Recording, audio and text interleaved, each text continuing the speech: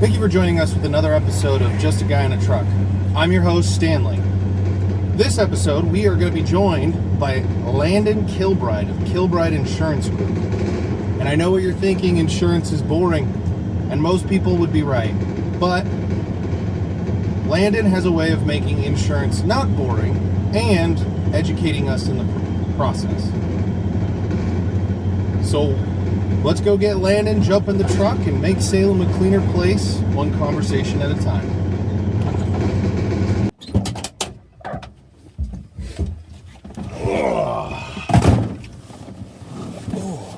Well, how's it going, Stan? Hi, Landon. This is going to be fun. Let's do it. Let's go pick up some trash. Let's do it. Everybody, this is Landon Kilbride of Kilbride Insurance Group. Where'd you come up with that clever name? It's just in my lineage. Yeah.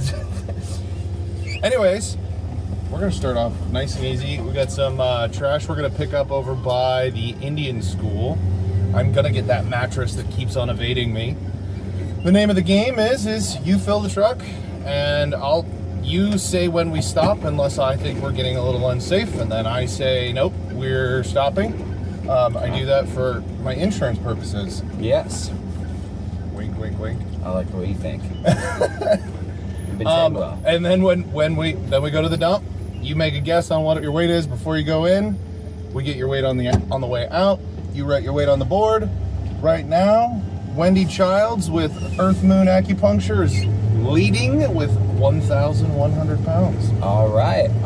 So I'm looking for that first place title. Yeah. Here we go. Well, at least you're aiming for first place. Everybody seems to be aiming at other places. So, but no, let's start off nice and easy. Let's go with. So you've been doing insurance for 18 years. Yes. I said 16 in the messages, and you were like, nope, 18. So want to make sure I get that correct. Pretty much the same, right? I mean, yeah. You basically been doing insurance as like the lifespan of a child, right? That is kind of crazy to think about. Right. You just made me feel pretty old. Thank you. Yeah. Well, no, but that is correct. Yes. And then you started at State Farm, and then along the way you kind of started your own thing. So run us down that story. Yeah, I guess I'll just go back to the start. So born and raised here in Salem, went to Liberty Elementary, then transferred to McKinley, then went to Leslie, and then went to South and graduated from there. I didn't really know what I wanted to do for a career, so I was going to college, and then I got an opportunity through my stepfather that he had a State Farm agency that he just started up, and he wanted me to come by and, start working for him to see if that was something that I wanted to do. So I moved to Portland. I worked off of 28th and Sandy Boulevard. I was up there for about 6.5 years. So doing the whole State Farm, kind of getting my feet wet in the industry. And so got to a point where I wanted to come back home to Salem. The lot is completely different when I moved in 2007 to what it was like in 2013.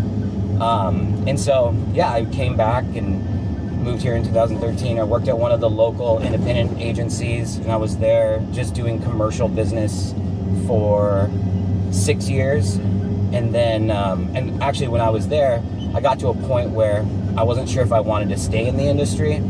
I kind of lost the fire for a little bit. And so I was actually going to go back to school to become a cop. And so I reached out to the recruiting department, and we just played phone tag, and it caught wind of the owners that I worked for. Yeah. And they're like, hey, we don't want to lose you. How about we give you the opportunity to make commission on top of what you're bringing in on your salary, and you can, here, we're going to put you in this networking group, and let's go see what you can do. And so I was like, all right, I'll give it a year. If financially I wanted to see higher pay, but mostly it was the fire had to be back.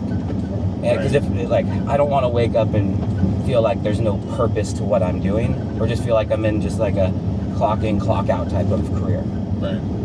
And so I ended up getting the opportunity. I doubled my salary in new business within a year and a half, and I loved it. But then I realized I was like, I remember the day when I would leave home, and Carrie would be like, "Hope you have a good day, honey," and I'd be like, "Yeah, me too. I'll have my fingers crossed." And I was like, "Wow, this is not the person that the money's there. There's the fire within what I'm doing, but there's something lacking." So I ended up taking a 50% pay cut and starting brand new over at a different local agency in 2018. Yeah. And so I was there for 3 years. It also just was not really what I was looking for. So I was like, you know what? I've been doing this now for many years. Let's go try to just go work for one of the large agencies in the United States. So I went out, started working at another large agency that's out in Portland and Springfield area. Yeah. I was there for, honestly, only around 8 months because I am not the cold calling, pick up the phone, pound the phones all day. Get the phone hung up on Yeah. you? Oh, yeah. So yeah, I ended up, at that point, so that was 2022, I decided to start up Kilbride Insurance Group, or 23, sorry. Yeah. So now I'm on my second year. I just had 2 years as an agency owner, and I love it. I'll never look back. So you knew at some point, you kind of figured out that insurance was what you wanted to do, but like you didn't want to do it you wanted to do it on your own terms. 100%. And I feel like in a lot of sales position, and maybe people can relate to this, you kind of are like a wet towel and they just try to drain everything out of you, but you're expendable at the end of the day. So if you don't own, like in my industry, if you don't own your book, then I could be building, millions of dollars worth of, a book of business, and then one day I could just be let go. Maybe the agency goes, well, we're going to sell it underneath you. Sorry, you can't go after the business. You don't have any of it anymore. Right. And I saw that happen so many times to where the one thing, I never wanted to be embarrassed because I already knew that was that isn't an option or something that could happen. Right. And I never wanted to wake up one day and lose everything that I built. So yeah, and then like I said, 2023, I started up Kilbride Insurance Group, and then just had my 2-year anniversary in business, and I just hired my first employee 2 months ago. So yeah, it's been amazing. Yeah. I love it. It's just really learning the business owner side. It's been great, but I have a great connection of referral partners, people that have, like, I work with businesses pretty much solely. Like I do some personal stuff here and there, typically on accommodation for the commercial business, like businesses. But anywho, yeah, it's so without throwing too much shade at other insurance companies, it sounds like it's a pretty dog-eat-dog industry. What are the things that Kilbride Insurance Group, like what are the things internally, because you said you have an employee, but you were also an employee who got chewed up and spit out multiple times. How is it that you manage a culture that is a break from the norm? See, that's the question, right? One of the reasons I never wanted to go start up my own back in the day was because I didn't want to have to deal with the employees or handle the employee side of things.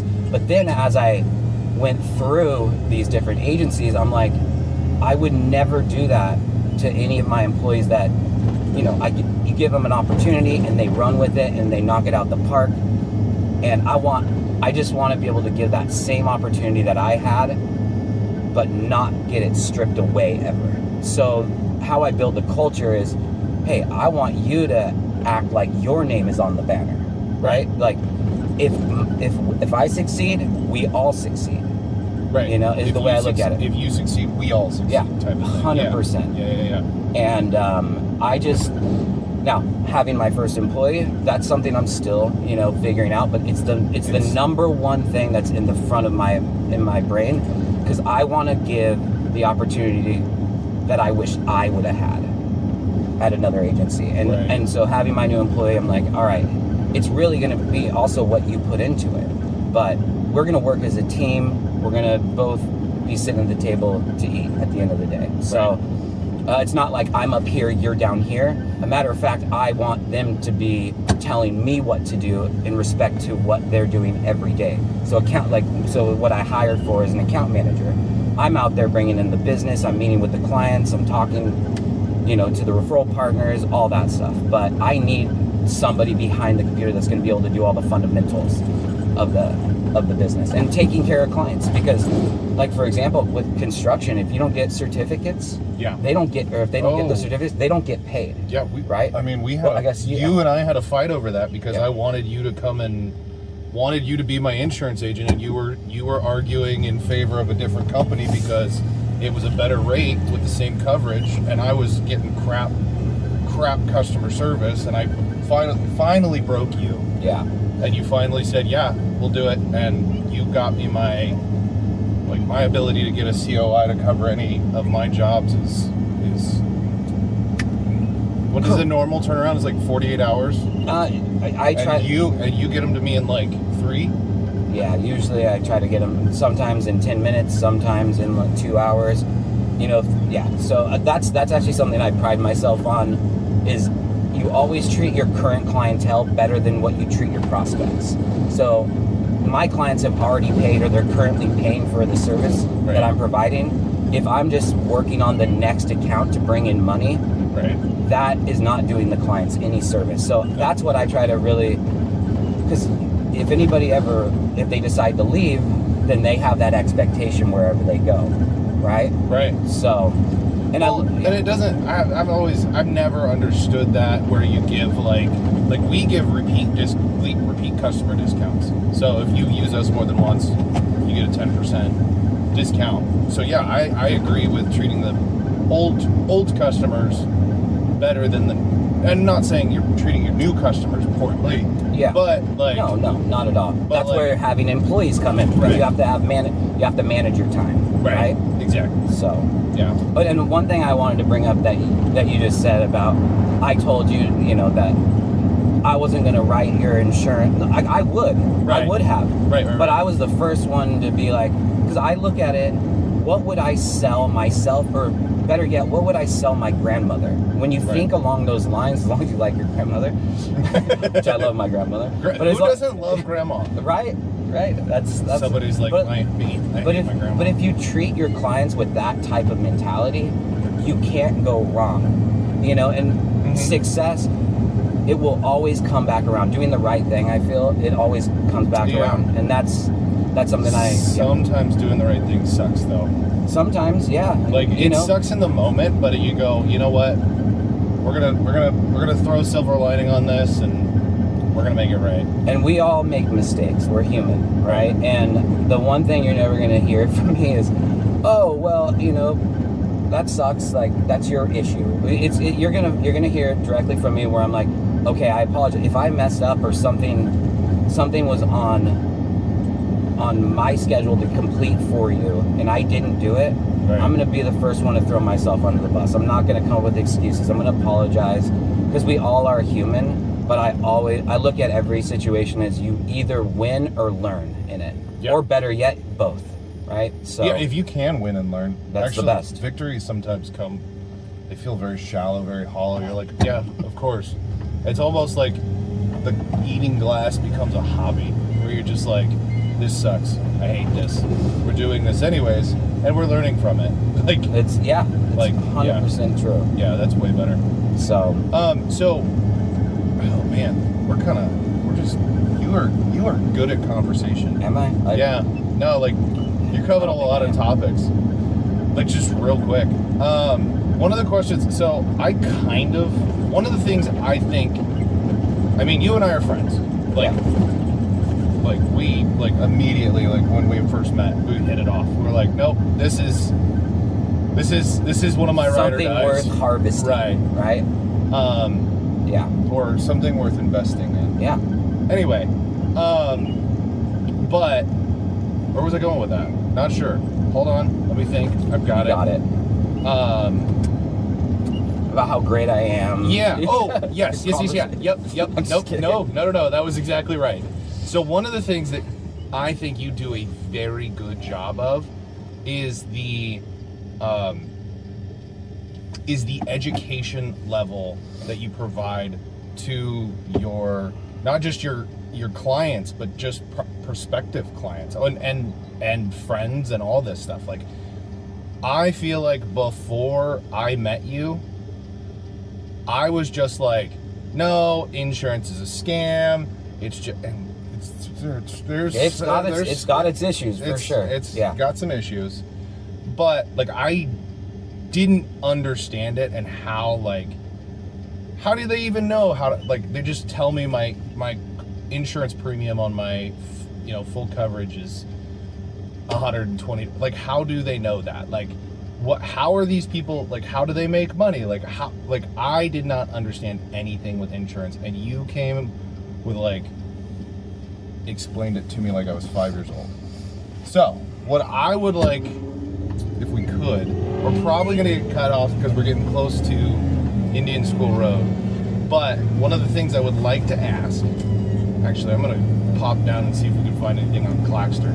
Okay. But one of the things I'd like to ask is take us in a oversimplified view. Take us from how insurance works. How do I frame this question? How does the insurance company, because we all know how insurance works on our end. We pay money, and if we get into an accident, hopefully it's covered. We'll talk about that later. Yeah. But how do they work? How does all of that work? So how do the insurance companies work? I'm calling up trying to get quotes, blah, blah, blah, blah, blah. Okay. Landon of Kilbride, I need a quote for this. And then that goes into action. How is it that it goes from me asking for that, and then it's on the, like, peel back the back? That's, you know what I mean? Well, and that's the thing, right? Like, you wouldn't need me if I can simplify it somewhat, but you wouldn't need my services if it was simple. Sure. Right? So, the definition of insurance really, well, not definition, but the way insurance was developed was all, I think it was in the farming communities, everybody pooled their money together, and it was to take care of larger claims, larger losses. And now that's back in the day, back in the day. Insurance has been around for years, but actually we'll get in here to the dump site. Here, let's TBC on this. Okay, so we've got a lot of tires, and a lot of Taco Bell, We can't do tires right now. So tires are really expensive, and they're really difficult to get rid of. Okay. Fortunately, we have a company here in Oregon that recycles them, but in most cases these things just get set into a giant hole and then lit on fire, and they're a massive ecological problem. I was gonna say, that doesn't sound too... It's horrible. But yeah, they're really expensive to get rid of, but we have the workings to do a all tire episode coming up here soon in the future, because we have somebody who has a solution for us. So I love it. I'll share that later. Let's go. Let's get some stuff clean.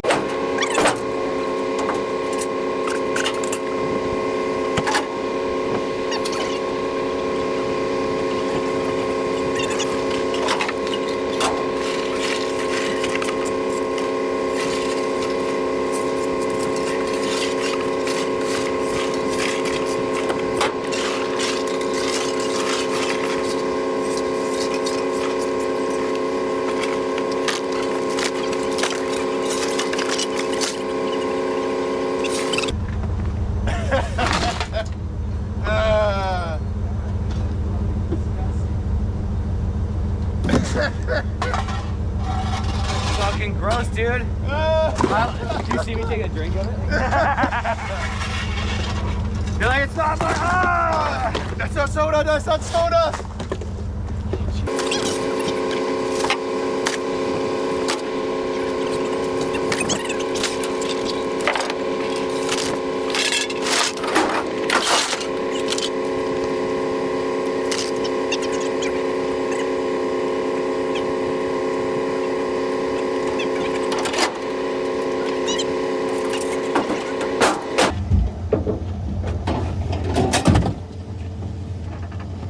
So anyway, insurance. Yes. Those bottom. This is definitely different than sitting behind a desk, you know? Yeah. But, hey, it's good. I like getting my hands dirty. Blue collar work looks good on you, buddy. I like it. No, I like it. Don't get me wrong. I don't want to pull you out of the office because literally you're my insurance agent, but also you. Yeah. It looks good on you. It looks good on you. I like it. I'll give you that. At least you get to see it. Like, it's nice to see a final product, right? Like cleaning up the community. You get to see it looks bad, and now it looks, dude, decent. I mean, you know, the ADHD runs strong in me, and so I need that immediate gratification. Yeah, it feels good. Yeah. So for me, like, even in like, not even if I'm out here in the community, like at a customer's house and cleaning up, like it feels so good. Like yesterday, I had this lady that I helped. She was battling depression, and she'd gotten herself to the point where she could pull herself out of the slump. She just needed help. Yeah. We cleared out the backyard, and oh my God, it was night and day. It was crazy. It looked so good afterwards. And she was like, and I was like, you're now up. You're on the uphill now. You got this. Yeah. So, anyways, insurance. Okay. How does it work? So I call you. You go, great. I'll give you a call back tomorrow with an answer. What do you do in between that time, and how is all of that determined? Great question. Okay, so typically, like, all my business comes from my referral partners. Yep. So usually I know the business, or at least I know I'm getting an introduction, whether it's through email, whether it's through text.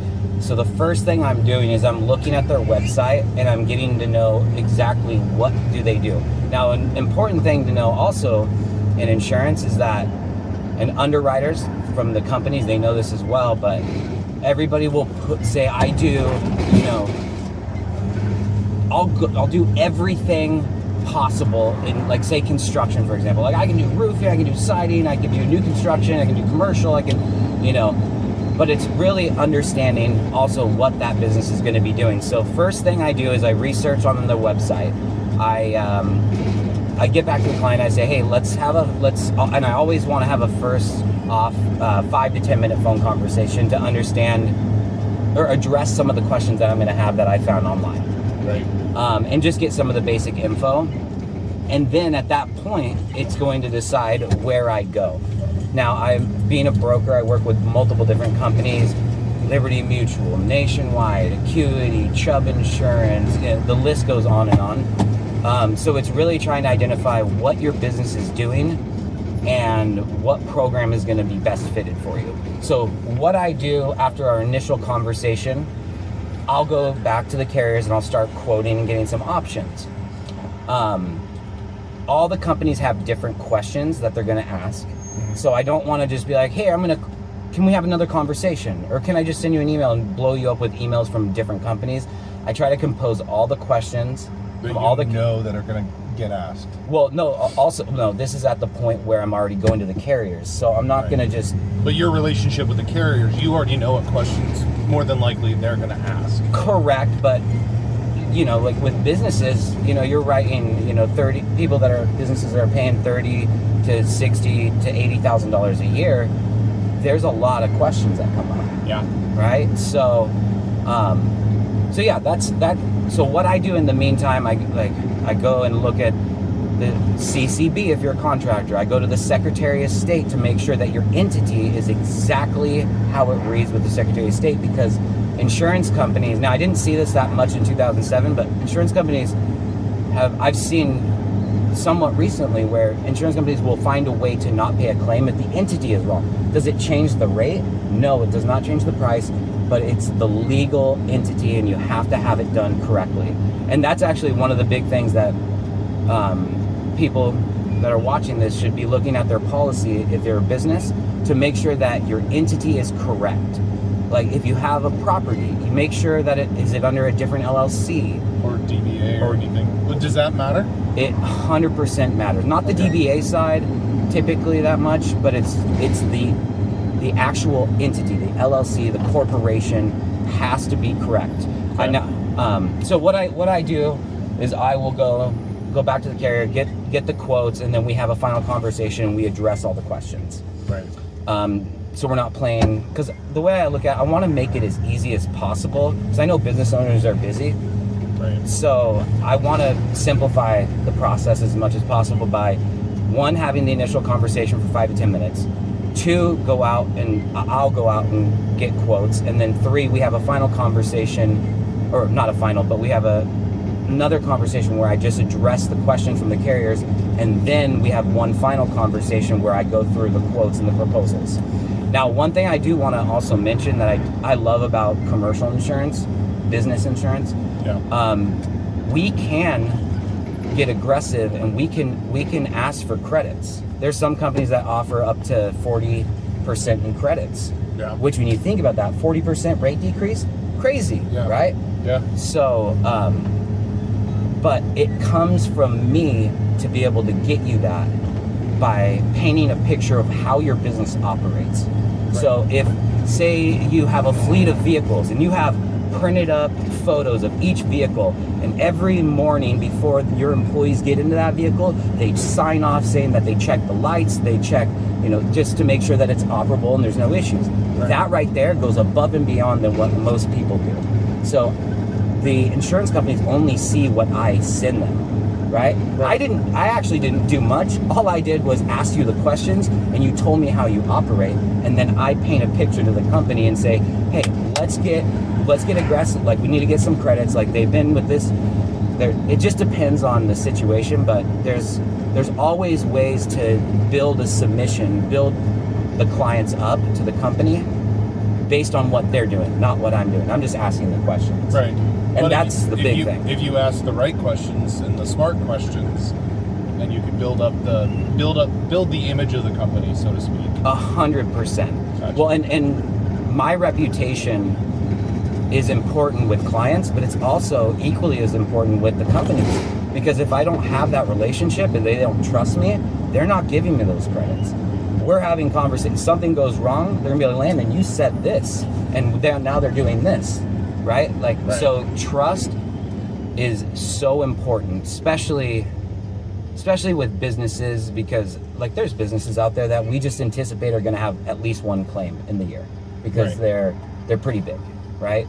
So either the business itself is large or the industry that they're like crabbing boats. Could be hazardous, a hazardous industry, yeah. Right. So, I don't know if I answered your question to simplify it, but okay, so you call to get up a quote. What is the I guess maybe not the underwriter, but how does the insurance company, how do they go about figuring out how much to charge?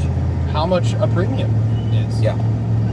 How do they know? How do they know that? See, this is the hard part, because to try to be vague, it's specific, depending on what you're talking about. Are we talking about autos? We're talking about property. Let's just use a simple car. Okay. Right. Car insurance. We're looking at not just the car, but we're also looking at the driver or potential drivers of the car. Correct. Okay. So you're looking at the vehicle. You're looking at the drivers, obviously. So if there's, you're hiring younger drivers, they're all maybe 18, 19, that's going to be a high risk for the insurance companies when we're writing commercial business policies with, $1 million, maybe $6 million limits. I know this is going to sound like a silly question because I know the answer and you know the answer because we were both 18-year-old boys once. How do they know that 18-year-olds and whatnot are a higher risk? They say, insurance says statistically males' brain don't develop fully until they're 26 years old. So they use data. They use data. Insurance is always the law of large numbers. I'm trying to get you to use the word actuary. Oh yeah? Yeah. Law of large numbers. Yeah. Okay, so law of large numbers, law of averages. Yeah. On average. Yeah. So, and it depends on, some companies, they pull credit, they pull aspects of your credit. They look at your driving history. They look at how long you've been with the company. They look at how long you've owned a vehicle. So even use that as an example. Say you have a 1985 Ford pickup and you come to me and you want a quote, right? Okay. And I don't ask you when you bought that vehicle, but I put, you just got it the last 3-4 years. Yeah. If I say you've had it for the last 20, okay, by using that date of 20 years back, you actually get a better rate a significantly better rate from what I've seen than some companies. Right. With some companies. Right. So those are the... Does color matter? Color of the vehicle? No, it does not. Everybody thinks it does. No, it does not. Yeah, that's... So if I'm driving a red car, it doesn't matter? It does not matter. What if it's like a really expensive paint? Because they go off the VIN number, and the VIN number does not take into account the color of the vehicle. Got it. But that is how they form or they figure out what to charge, by having... And people will be like, well, why does my neighbor pay less than me? It's like, oh, that's an interesting... I get that sometimes where it's like, well, do you have the same credit score as your neighbor? Do you have the same year, make, and model as your neighbor? Right. Are you the same age as your neighbor? Right. There's a lot of different factors that come into play with that. So, and the way I look at it is it has to... Like, I don't always have the best answers, but I'm always giving the correct ones because that's pretty presumptuous. I'm just saying, like, people, they're like, well, why do I have to get, whether it's like construction, for example, why don't you get certificates of insurance? Doesn't make sense. Let me explain to you why you want that.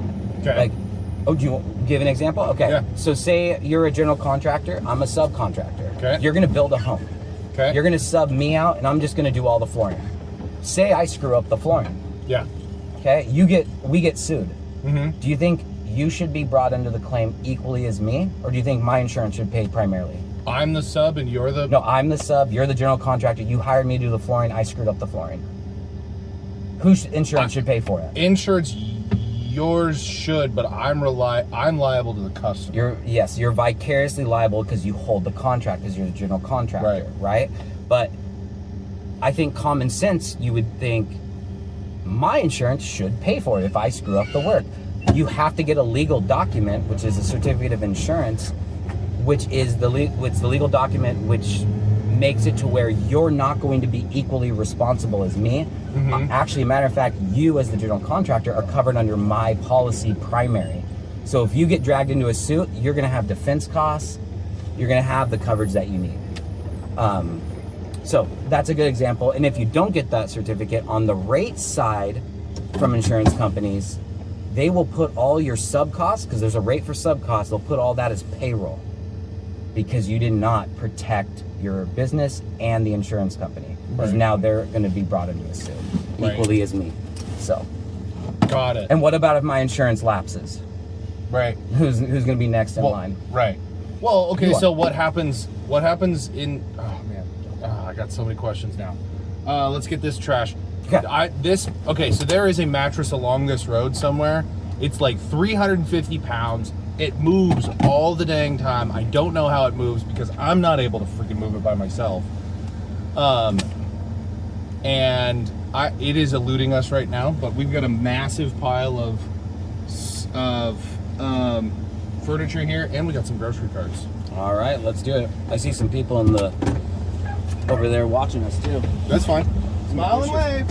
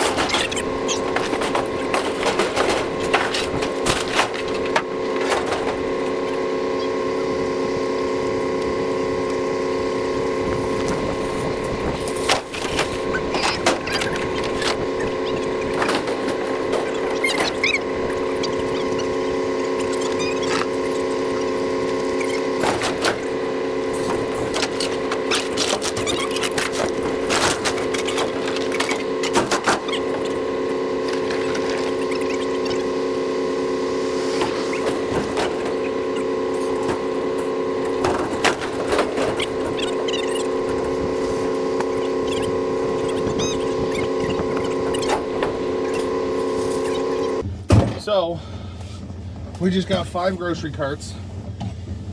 3 of them are salvageable, so we're gonna go return those now. I like it. And then we'll get back to picking up trash. But 2 of them are not salvageable. They are messed up. So what do we do with those?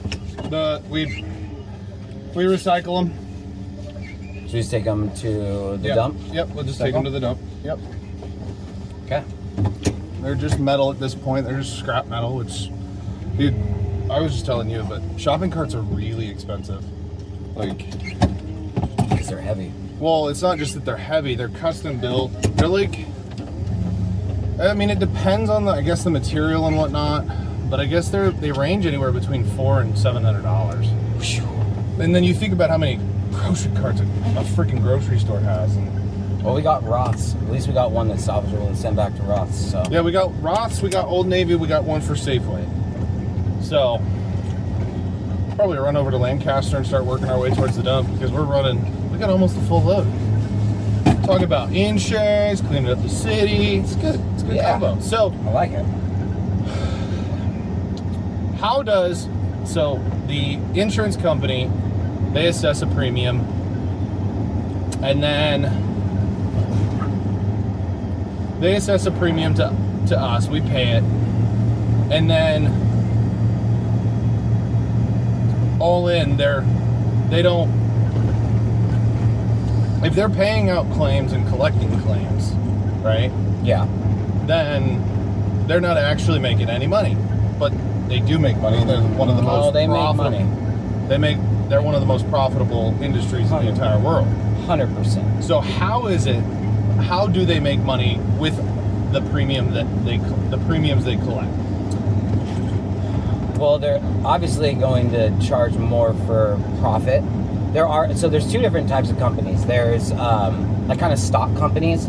So you pay a premium through an insurance company, and the stockholders get to either benefit or take the loss from what they made in that prior year. Mm-hmm. And then there's mutual companies. Mutual companies you kind of have like a piece of the stock when you're a mutual client. So I'm sure that there's people out there that have gotten dividends. Like Safe Corporation's a great example. Mm-hmm. Safe gives dividends because they're kind of like a quasi government nonprofit entity. I think we're extremely lucky to have Safe Corporation in Oregon because it drives rates down. It's less commissions. It provides employment opportunities in the community. Correct. Like Safe, they can only make a certain amount of money before they have to give dividends back to the clients, and they do that based on your claims experience. So if you're paying money into a pool and you're not having losses, don't you think you should get some of that money back? Ideally, that's what we all want, right? Right. So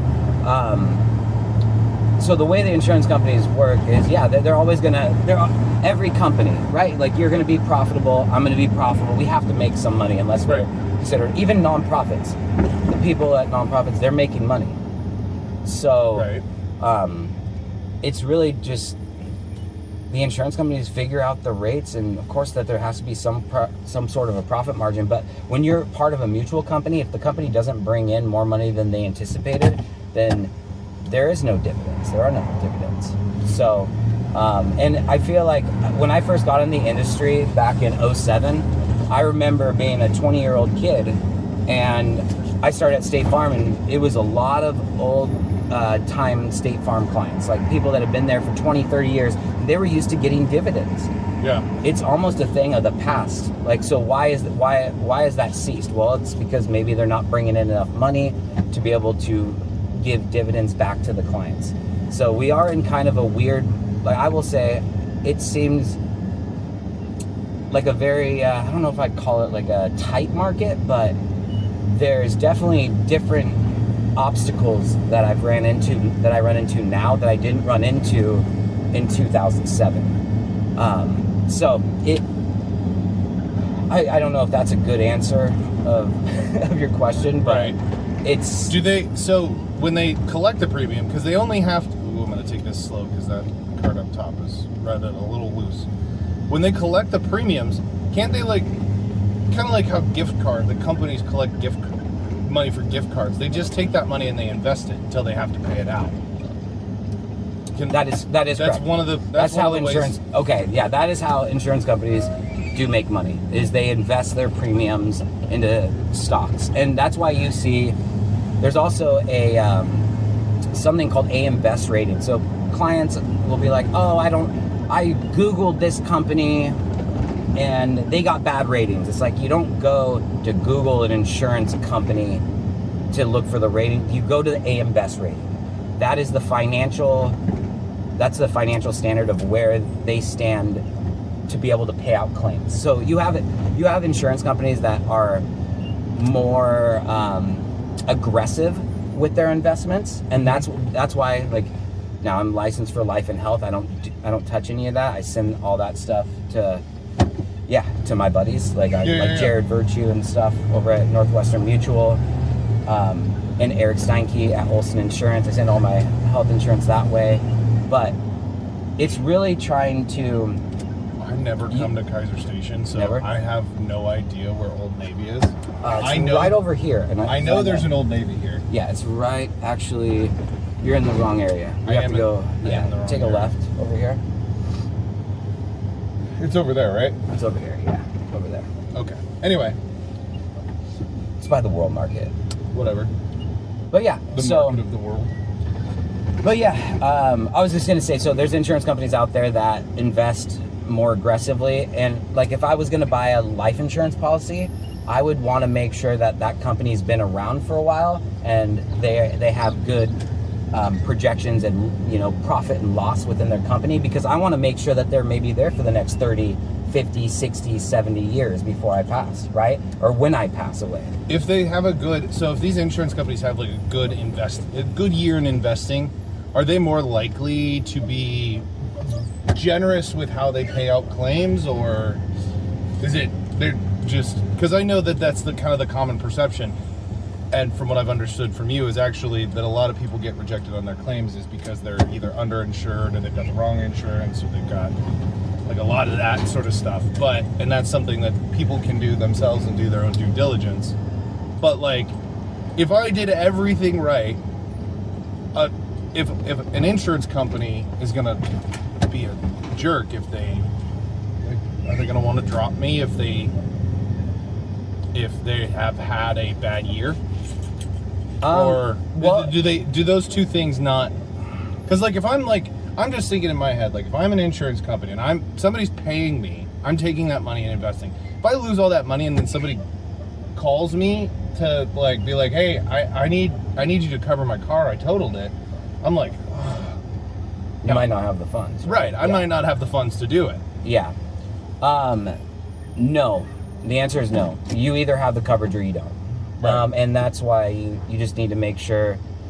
But if the company goes solvent, Well, if the company becomes insolvent, then so there's something called like admitted companies. There's admitted, then there's not admitted. Admitted companies are licensed, they're able to do business, and so are the non-admitted companies. But admitted companies means that they're backed by the Oregon Guarantee Surety Fund. Right. So what that means is the state of Oregon will actually step in and start paying claims if the insurance company becomes insolvent and they can't pay their claims and they go bankrupt, right?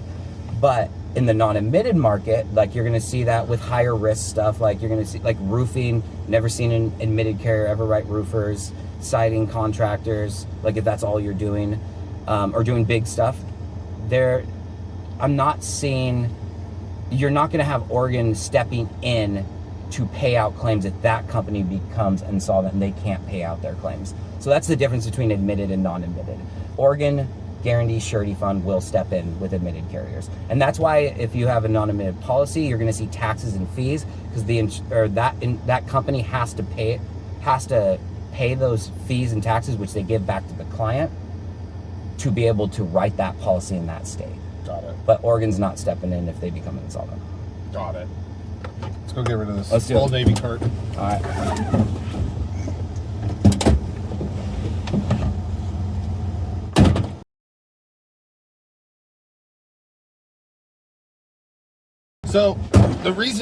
So I just asked Landon a question about how much he thinks one of those grocery carts weighs, and he said 55. And I said, in rounds of 20, rounding to 20, 60 pounds? Okay, yeah. Okay. The reason I ask that is because the weight game, I'm still trying to, it's still a bit of guessing on, Like, because I think you should get credit for picking up grocery carts, but it's not going to count for the ones we get back to the companies that they got taken from. Those aren't going to count. Doing a good deed. Right. Well, it's good doing a good deed, but it should still count, right? So I think you get a 60-pound credit. So plus 60 pounds. Yeah, from the dump, or on the end receipt, when you go to write your thing on the board, it's going to be plus 60 pounds. Okay, so with the three cards, you're going to get an additional 180 pounds on your outright ticket. Okay. Does that seem fair? That seems fair. You're like, yeah, of course it seems fair. I'm the one benefiting from it. I'm gonna win. I'm coming for first place. Okay. Hey. I don't know if I'm gonna win, but we'll see. So I will say that we all win when we're cleaning up the community. I mean, everybody wins. Everybody's winning, but yeah. Who wins the most? That's the real question. The community, obviously, because they're not the one out here having to dump out piss bottles. But they're oh yeah, yeah. If you find a Mountain Dew bottle, maybe don't smell it. Yeah, if you're gonna open it up and pour it out. So yeah. But yeah, I think 60 pounds is fair. They're pretty stout. So I have not really looked at my cheat sheet very much this episode. So I hope so. I'm feeling very proud of myself. That means my skills as an interviewer is going up. Hopefully people are. Or maybe I just talk too much. Like it's one of the two. Maybe. One or the other. That's what I hear sometimes. Anyway, I am going to.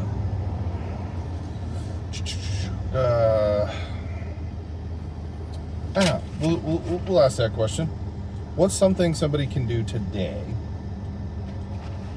with their insurance, whether commercial or whether it be commercial or personal? What is something somebody could do to look at their insurance to figure out if either A, they've got the right amount of coverage, or they've got the right amount of insurance, or the right coverages and the right insurance, and make sure that they're not getting raked over the coals on the premium? Yeah, that's a great question, but that's also where you go to someone that's going to figure out what your situation is to help you determine what you need and what the options are, because ultimately we don't have a crystal ball. We don't know what's going to happen tomorrow. Right. I've seen claims where it's kind of the point of insurance. Exactly, right? What can they do? Well, I'm sure a lot of people can relate with rates going up. Like, that's the only way they're going these days, typically. Like, very, very rare scenarios, I see premiums going down on renewals. But going out there and getting a second opinion, and not even just, hey, come to me and I'll give you a quote, but like, honestly, like, go to somebody that's going to ask you questions and really understand what your business does, or your personal, like, or what your personal assets are. If you have multiple properties and they're owned personally, have you ever thought about putting them in an LLC? Like, how do you protect all of your business or all of your properties that you're buying under your personal name? Because you also have renters. There's a higher liability for claims occurring. So you want to put a separation. Now, full disclosure, I'm not a lawyer or a CPA to give you the tax benefits of that, but I will tell you, they exist, but the reasons why people put them into property investment LLCs that I see is to separate the liability from your personal assets. If you get sued because you own a fourplex and somebody slips and falls, and you are, like, your personal assets then are going to be, first thing to go is going to be your money or your insurance, second thing to go is your money, and then the third thing to go is your assets. So it's important to talk to a lawyer and a CPA to learn how to separate based on the exposures, right? And so even though I don't do that aspect, I recommend it to all my clients when they have, like, I've had people that have 16-unit apartments under their personal name, and that doesn't really make a lot of sense for what I typically see. Right. And just having those conversations. So people will, I've had contractors where they're operating under their as a sole proprietor, and then they're hiring employees, which blows my mind. It blows my mind too. And the first thing, it's one of the things where it's one of those items where I'm like, hey, have you talked to anybody about this? And you just bought a home. Like, right. I would not want my business, and especially with construction, you're tied to that for 10 years with the statute of limitations. Yep. So if you screw up today and you get a claim 9 years and 11 months down the road, you still are liable. Right. You get 10 years, you got to get past that with construction, but still. Yeah, I don't know. I think I kind of went a little off. You did. That's fine. Off script. That's fine with the question. But so get a second opinion. 100% second opinion. Go talk to your insurance agent annually, at least, right? I mean, you and I talk on a probably bi-weekly. Depends again what it is, right? Like if it's personal insurance, sometimes like we don't necessarily have to have a conversation every year. People don't want to, but you also have to have the trust in your agent. Like say it's me or somebody that's an independent, that they're going to go out and remarket your insurance to see if there is a better option. Now there's also something called like hopping from insurance company to insurance company where it doesn't do you justice either in the long term. Right. Like I'm not gonna be able to get a bunch of or credits on your account if you're jumping each year from one company to another company, or if you're filing glass claims when you have a fleet of vehicles. Those claims, we've gotten into an environment where we want to use insurance for more catastrophic type of events. Now you can use it for a lockout or whatever if you have the towing coverage. Does it make sense? Just get AAA. That's what I got. That's exactly what I have. Or just have because guess what? When you have AAA, it's not a claim on your record. Right. It doesn't affect your insurance score. Right. So it just that almost feels like it's one of those things. It's a scam. It's like, hey, if I'm an idiot and I accidentally lock my keys in my car, I can call my insurance company, but then my insurance is going to go up. Possibly, yeah. Well, and they back when I got in the industry in 2007, they were not looking at those claims. Yeah. Now they would just look at it as like, we either give you this coverage or we don't, but we're not going to affect your rates. At least the company, like when I worked at State Farm, that was the case. I know changed. It's changed. Yeah. So to me, that seems like, why even bother? It doesn't make sense. Like I had a situation where it cost me $1,800 and I paid out of pocket because I live by the advice I give to. Right. And hey, once again, if you have the coverage, I'm not going to tell you. I can't legally tell you not to use it, but it's important that you know that there could be repercussions from the company's side. My little whoopsie daisy at Hallman Elementary, where I accidentally ran over their tetherball pole. I just paid for that out of pocket. That sucked. Yeah. But, I mean, it wasn't worth... How much did you pay, though? Oh, well over $1,000. Yeah? Yeah. Yeah, that sucked. Yeah. But they got a brand new tetherball pole out of it. Yeah. So, I mean, that's pretty... And hopefully you still made money on the job. I did, yeah. So, not as much as I would have liked. Yeah. It is what it is.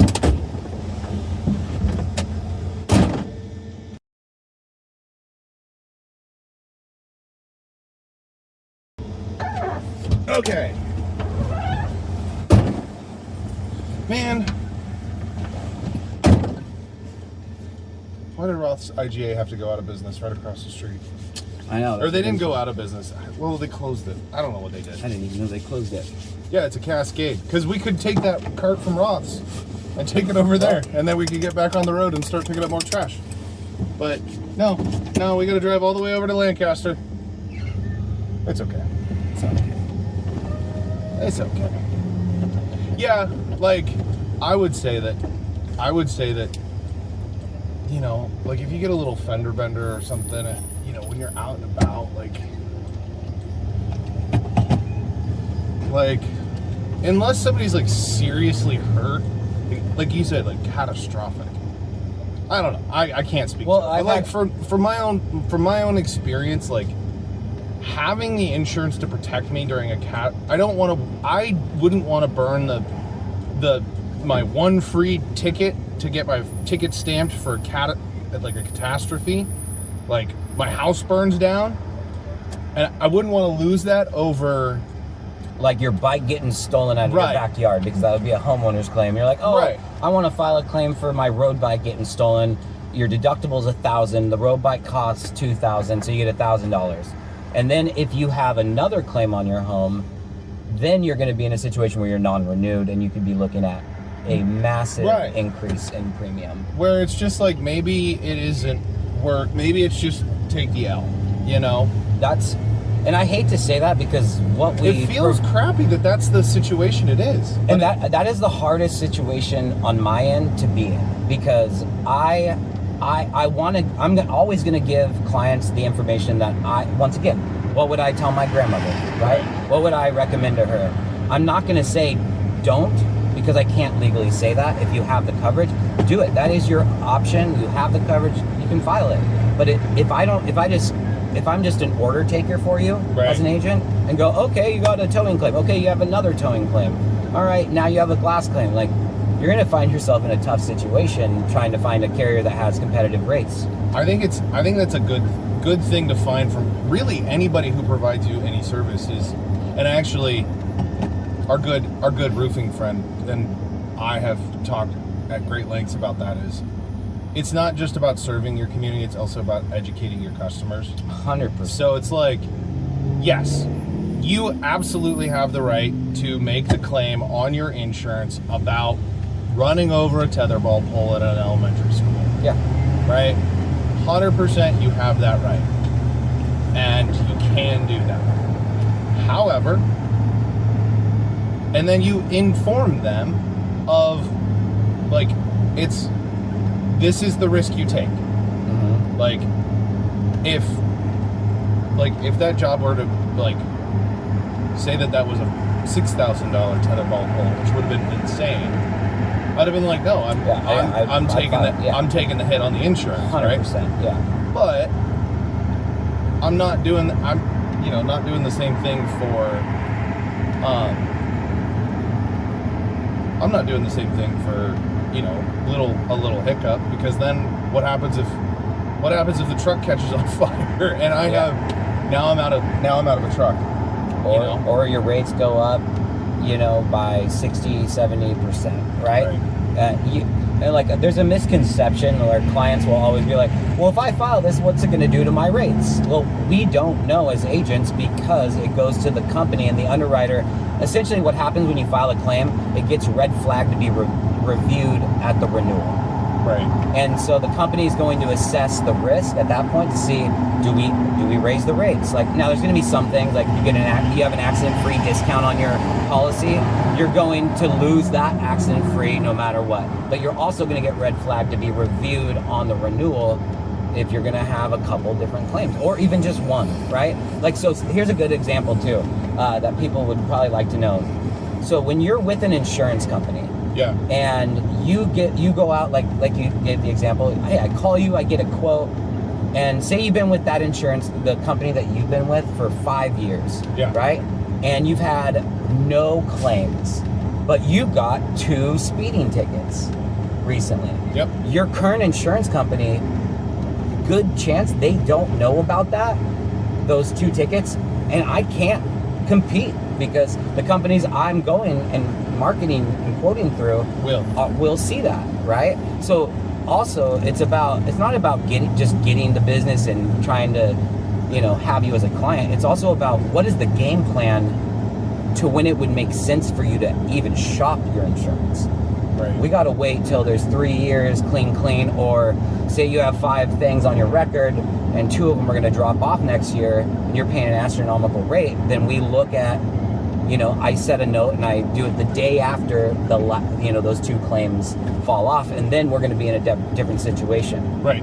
So it's, yes, of course I always want to get the business. I don't want to waste money. Like, we all want to, grow our businesses, but it's also, if it doesn't make sense, it doesn't make sense. Right. It has to make sense for the client. And kind of like in your situation, where you're like, hey, I want you to do my insurance. I'm like, if I was in your shoes, I would stay with where you're at, because of the rate's going to be triple through the companies that I can offer. Now, we found one that was better, so that was awesome. Right. Eventually, right? Down the line. But now Now you're talking, but you also talked about how you had an issue with your service. Right. You're not getting paid. You're not getting the contracts that you're trying to get if you don't have the service. It's costing you money. It's costing, yeah, because you're not going to get those contracts with different property management companies or wherever the contracts are coming from. So, right.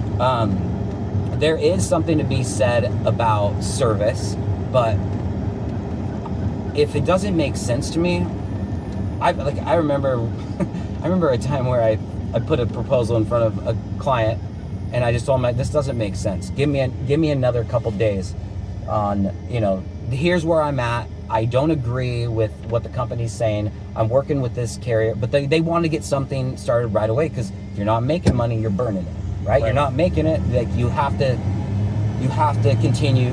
Operations have to keep moving forward, right, for businesses. So, but yeah, the way I look at it is it has to make sense for the client, and even if it doesn't, even if it doesn't make sense to go with me right now, I'm going to put together some type of game plan, being like, hey, I'll set a note on my calendar next year or 2 years, whatever it is, and we'll readdress this situation. But also with, the environment has changed in which we're driving, right? Like, we used to get pulled over, you get, clocked by a police officer, and that's what you got a speeding ticket for.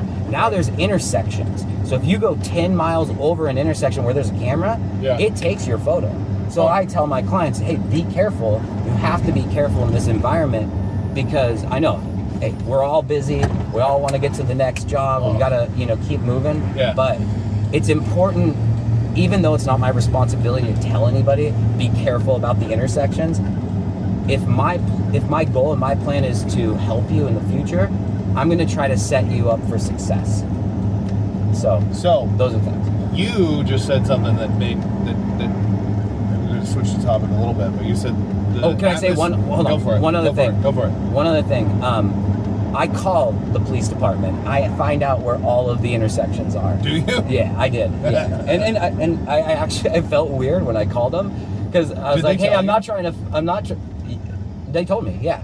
And you know what they told me? They go, we want people to call. We want people to know where they're at. We want people to drive safe. Right. Well, right? I mean, that's why they put them up, right? Yeah, hopefully. I mean, it feels... there's also money like, for the state. You're right, there's revenue there. It feels like it's to collect revenue, but... Did I tell you I got a parking ticket the other day? Nah, well, good thing that doesn't affect your insurance rates. I was 13 inches away from the curb, in a loading zone, for less than 10 minutes. You got dinged? Yeah. The guy was right there. And I was like, you didn't tell me you were dropping off a shopping cart? I was actually picking up a couple racks from one of my contracts downtown. Anyways, the question I was going to ask, you mentioned the driving environment that we're even in today has changed from when, even when this behemoth of a truck that we're in was built, right? How do you think that self-driving cars are going to change the insurance market? Oh, you had to ask me something. I have no idea. I think that would maybe take care of a lot of problems if we could find a functional, if it's functional. But it is. I don't know. That's an interesting one, because you're talking about something that is still kind of new, and we don't know. Right. Well, somebody's got to know, right? Because those cars are insured. Of course, they're insured. Yeah. Are you? I don't know. I'm always wondering. I thought about this before, where I wonder if there's going to be claims for people taking over your driving system and cause accidents. I didn't even think about that. If you had some sort of cyber warfare. I was going to say something like that could penetrate the vehicles, and to where it causes issues. I honestly, that's an interesting one, because I don't really have much feedback on that. It's just something where sit back, relax, and let's see how things are going to go, because that's beyond my pay grade. It's I don't really know, so we'll just sort of sit back and watch this dumpster fire. Now, have I seen claims from self-driving cars? Not personally from my clients, no. Right. I've seen stuff online or like on the news or something maybe, but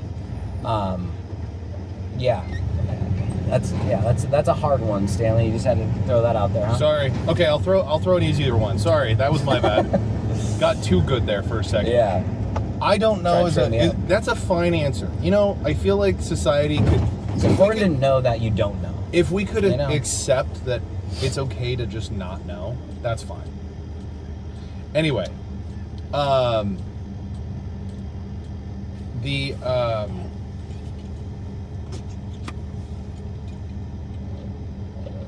what's your, I know that there's a lot of stories you can't tell about insurance because there's client privileges and NDAs and like legalese and yada yada yada, but like what is like the one like hairy incident or story that you have to tell that you're like, man, this could have been easily prevented if you'd done XYZ? Don't share anything if you can't share anything. Well, there's one that comes to mind, but it's too specific in an industry that people would know. Okay. Okay, what I can say, though, I won't use the industry. I can just be vague about it. So there was a large company, and they, how do I say this? They were not operating legally with the amount of employees they needed to have on staff. And somebody died. Okay. And so the insurance company just cut the check and said, "Here you go. Here's the $6 million." Or no, it was $11 million.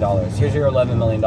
We're not even going to because a lot of time defense costs are outside the limit of liability. So the insurance company's like, we know we're going to be screwed.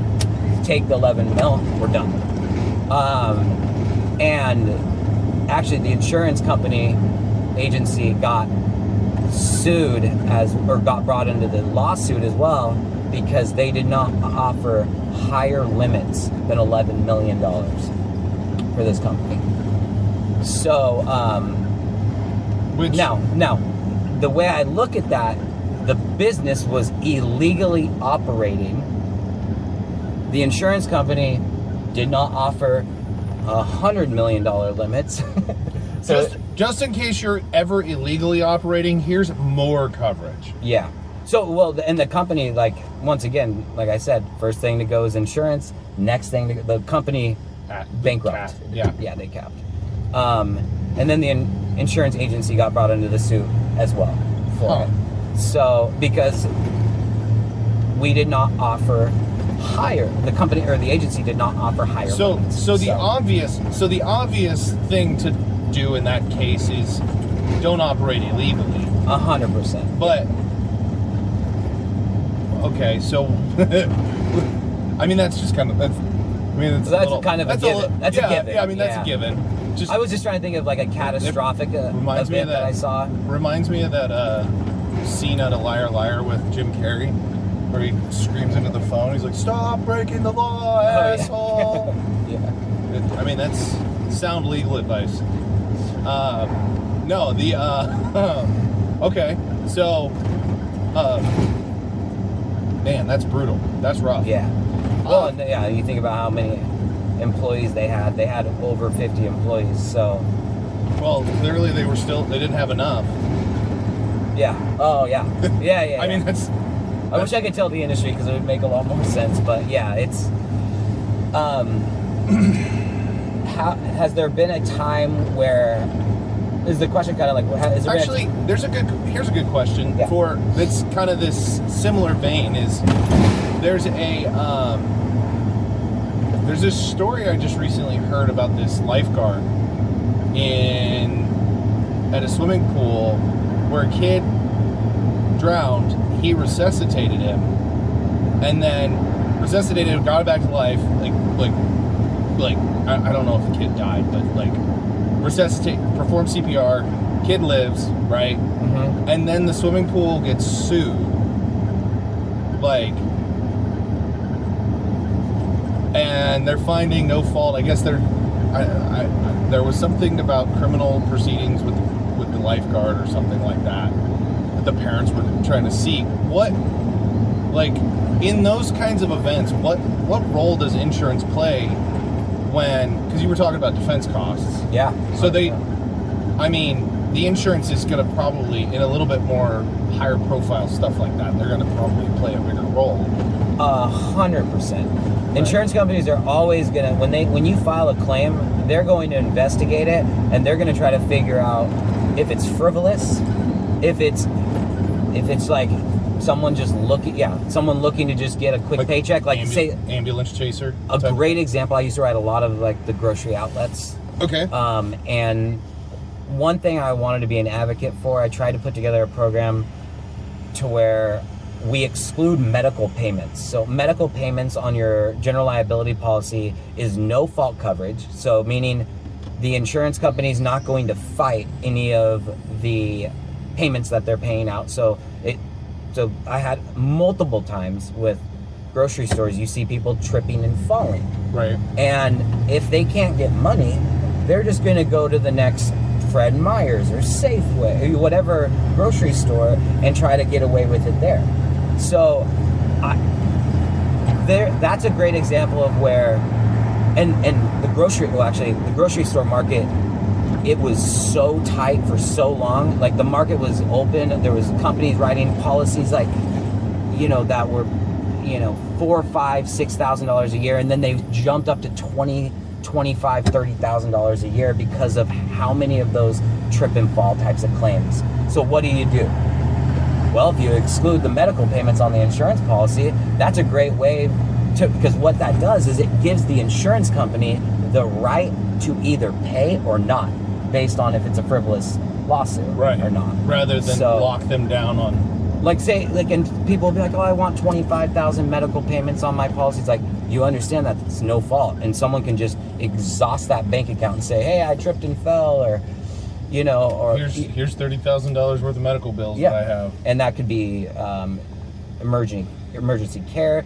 That can be chiropractic, physical therapy, medications. In that defense, though, like, if you actually do slip and fall inside a grocery store, they are liable. And there's negligence, there should be. I mean, absolutely, if there's negligence, but then the insurance company would step in and they would pay. Because it's pretty much, medical payments is go away, don't sue us coverage, pretty much. Like, here's the money that you have available for your medical bills because you tripped and fell on the premise, and don't sue us. But if you do, then the general liability kicks in, and also defense costs to see if it's even a legit claim. Right. So. Yeah. Damn. Yeah. There's been some crazy things I've seen.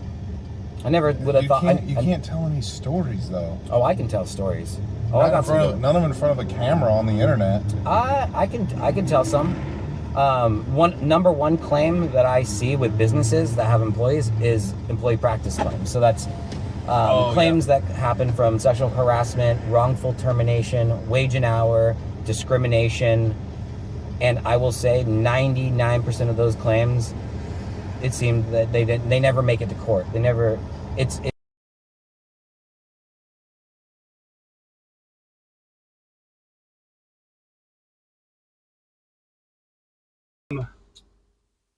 delivered the grocery cart. We're now got a little bit more room in the truck, so we can go up and down in Corden and Lancaster and pick up stuff there. But you were talking about employee practice laws and all that. I just wanted to say you definitely should have the insurance for it, but you should also read the rules about having employees. And this kind of goes into our business practices. Is I agree. I've worked for some companies where it was just going to the ball crushing factory.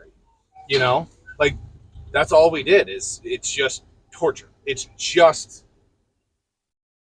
a 9 to 5 that pays the bills, and you just go there and you hate your life, and you want to create something where the employees don't. And part of that is learning the rules about having an employee. You were talking about the story with asking your employee what they did while they were on leave, which seems like a fairly innocuous question. However, It's none of your business. Like, it's not your business. But it didn't come, I will say, in the situation I gave, it didn't come from a way of, from like, what did you do this weekend? It was like, hey, how was your day off? What'd you end up doing? Right. You know, and it's like, so it's weird. It is kind of weird to think about being a business owner and having a conversation like that when you're like, oh, I'm coming from a good place. Like, I just wanted to see how your day was. And it's like, you can find yourself in a tough situation depending on the employee. And once again, if you don't have a legal department, you don't know how to handle these situations, it's so important to have, insurance, but having HR, a good HR, people that are going to stay up with current laws and knowing what you need or how to respond. Push back on that. Yes.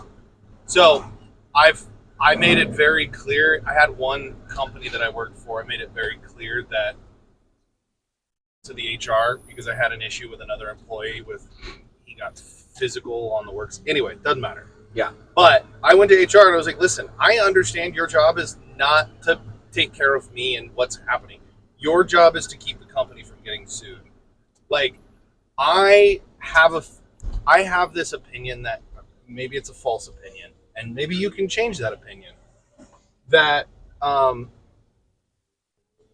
that HR departments have gotten a little too, are probably a lot of the reasons why all these corporations seem to have this sort of bloat, right? This sort of, well, we have to have these trainings and we have to have all this. And I get it, it's to cover the butts of the company, but also, like, dude, I cannot go through another safety training. I am bored to tears. Like, so I feel like HR, when you say have a good HR department, I think in my head, I'm like, one badass office gal that actually she is making sure we're following the laws, but actually gives a crap about the employees. Like, doesn't ask what you did while you're on your leave, but hey, is there anything you need? Like, does that make sense? Rather than having an entire legal department in, like, an office in your You don't building. need, like, when you say entire legal department, that is your HR department. Right. Maybe you have a lawyer on staff if you're a bigger company. But, like, kind of what you just said, like, oh, I'm bored of these safety meetings.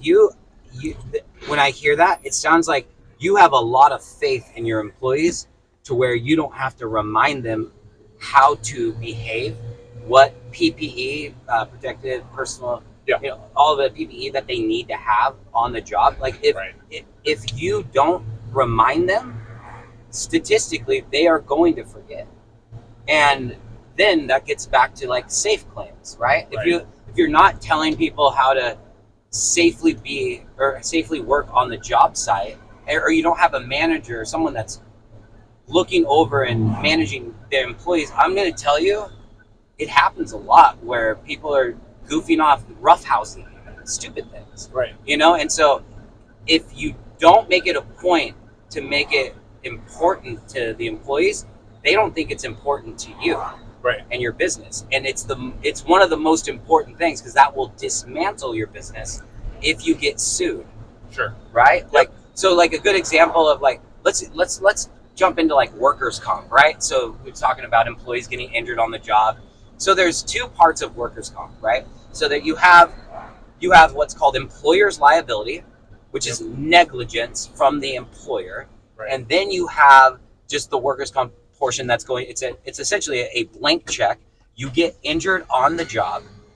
You can't work for 3 months, 30 years. Right. You're going to get money from the work comp department to pay, or you can't do the same job, so they're going to put you in another job that pays less, but they will supplement what you should have gotten paid.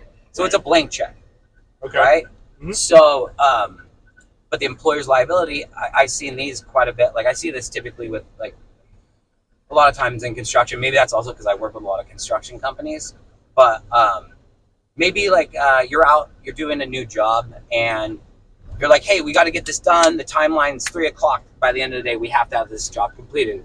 And one of your employees is like, hey, boss, like this ladder is faulty. It has like a crack and it's like wobbly. And you're like, hey, we'll get that fixed. We'll deal with that next week.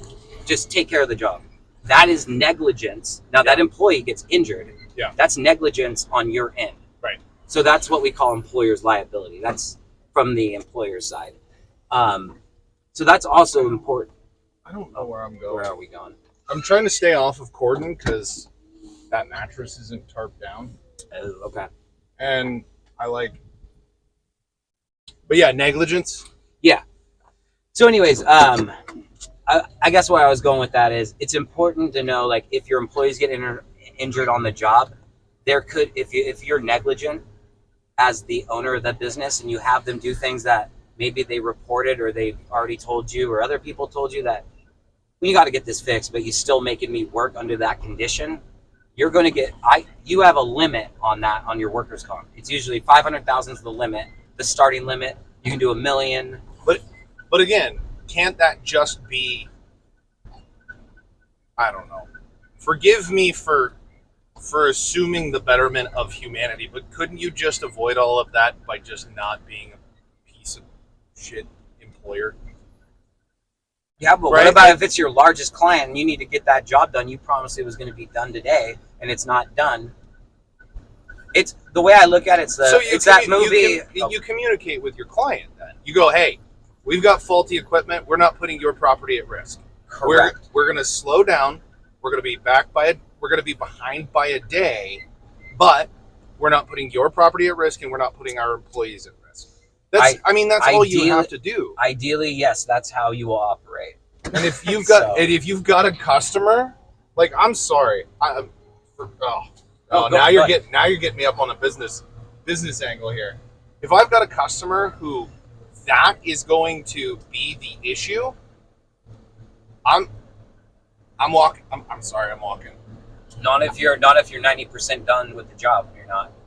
I mean, I guess if I'm 90% done, then it's like, okay, you can be upset. Go to Google, leave me a 1-star review. Tell people how terrible I am for making sure that I kept your property safe and I kept my employees safe. Please go do that. Because I just feel like yes, you should want to move quickly. I pride myself on my speed, but we also don't move unsafely. Correct. Or at least we try not to. Yeah. Right? Like, we take all the precautions we need to do the jobs that we have.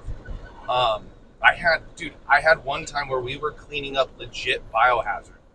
We had to stop work, and I had to go buy a full hazmat suit for my guy. And he did it. I told him, I said, I don't want you doing this work without the hazmat suit. Yeah, but What about if you didn't think about that? Well, but, okay, so if you didn't think about that, is that negligence? Is it negligent that you didn't think about it? Right. Yeah, it could be. Yeah, 100%. Okay. I mean, you should know in your profession what PPE people should have when they're doing certain jobs. Environmental hazards, 100%. You gotta make sure that they have the proper 100%.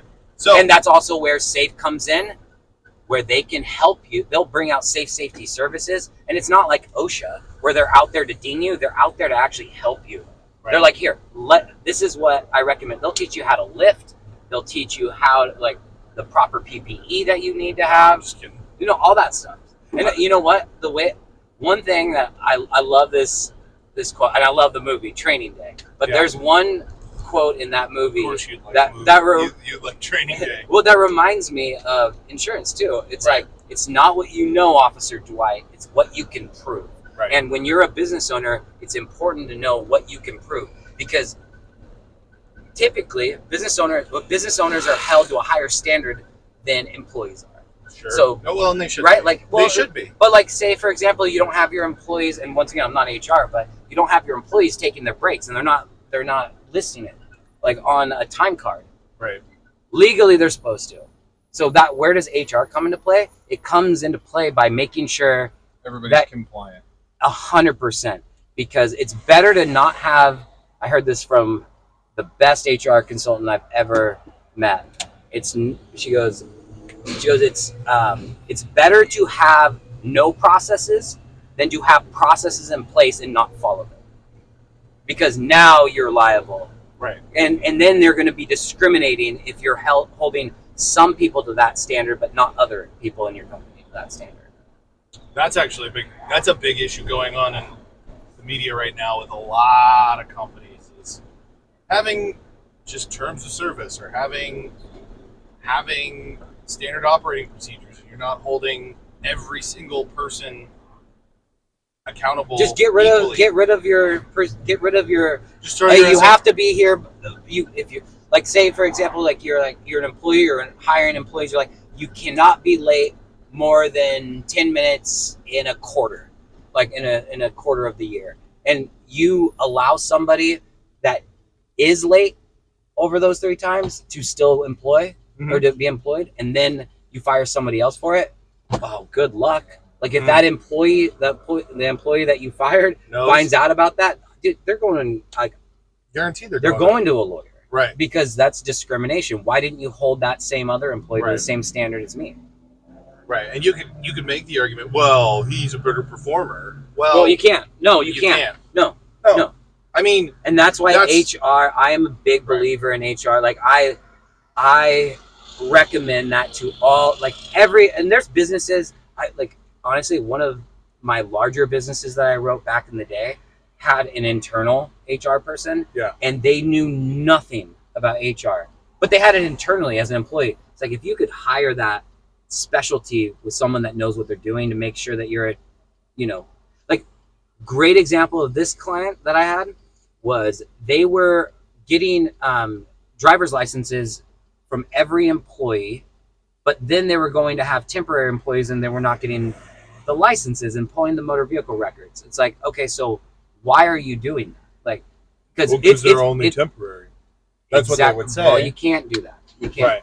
So, see, that's the nuances of the stuff that would trip you up as an employer, right? That would be the simple safe. Dude, I truly think that we live in a world of bumper pads, and I think people have gotten blind to safety standards, and that's the reason why, like, safety blindness. I'm not sure if you know anything about that. Mm-hmm. So safety blindness is we have a weekly safety meeting, and we have cones, and we have yellow painted lines, and we have horns, we have mirrors, we have stop signs, we have flashing lights, you are 10 times more or not 10 times. Speaking, I don't know statistically the probability actual number, but you are more likely to be struck by an automobile as a pedestrian in a crosswalk than you are anywhere else on the road. So this guy right here run out in front of me, he's more likely to get across the road safely than if he were in a crosswalk. The reason for that is because he is aware of his surroundings. He knows what he's doing is risky, and he's crossing it. He's crossing the road. Because he's been informed that crossing the road outside of the crosswalk is unsafe. But have you been informed that there's no jaywalking laws in Oregon? Sure. So if somebody walks into the road, you hit them and kill them. Great. No. There's a great chance you're getting sued. That's not right. Okay, but that's not what I'm talking about. Okay, right? So the person taking the risk is aware of the innate danger that they are, where if they are in what has been deemed a safe area, like, how many times have you heard of a forklift just spearing somebody who thought that they were safe in a pedestrian zone? Yeah, in a manufacturing. Dude, all the time. I worked in manufacturing for 5 years. Like, it happens all the time. Like, and it's because people think I'm not going to say that is because, you can't attribute causality to those sorts of things, but safety blindness does play an effect, and it's like, at what level are we going too far? So I do think that there are those little minutia nuances with, like you were talking about, with like collecting driver identification. Like, that is important, right? But also, like, there's just obvious things as an employer. Like, I feel like you get tripped up as an employer by stuff that is just basic human decency. Like, why would you do that? Why would you not be a decent human? Yeah. I don't know. Well, you might be surprised. They're like I felt like I was taught to live in a world that doesn't exist. Like, I thought if I tripped and fell on a sidewalk in front of a business, I never thought about suing the business. Right. I thought about, I should have watched where I was going. But that's not how it works, you know? Yeah, it's... I'd ask you why, but then I'd also be accountable for why I think people illegally dump. Yeah. Like, Well, I was thinking about just like, you brought up a good point. So I was trying to think about how to relate to even just this drive, right? Right. So good example, like with like safety meetings. Let's go back to that real quick. We just stopped by the side of a road and picked up couches, carts, shopping carts. Mm-hmm. If you're not, like, say you're a junk removal company, you have 50 employees, you're not having those safety meetings, and they're going to get relaxed, and they're not going to be locking down the back of the doors when they're on the road, right? Little things like that.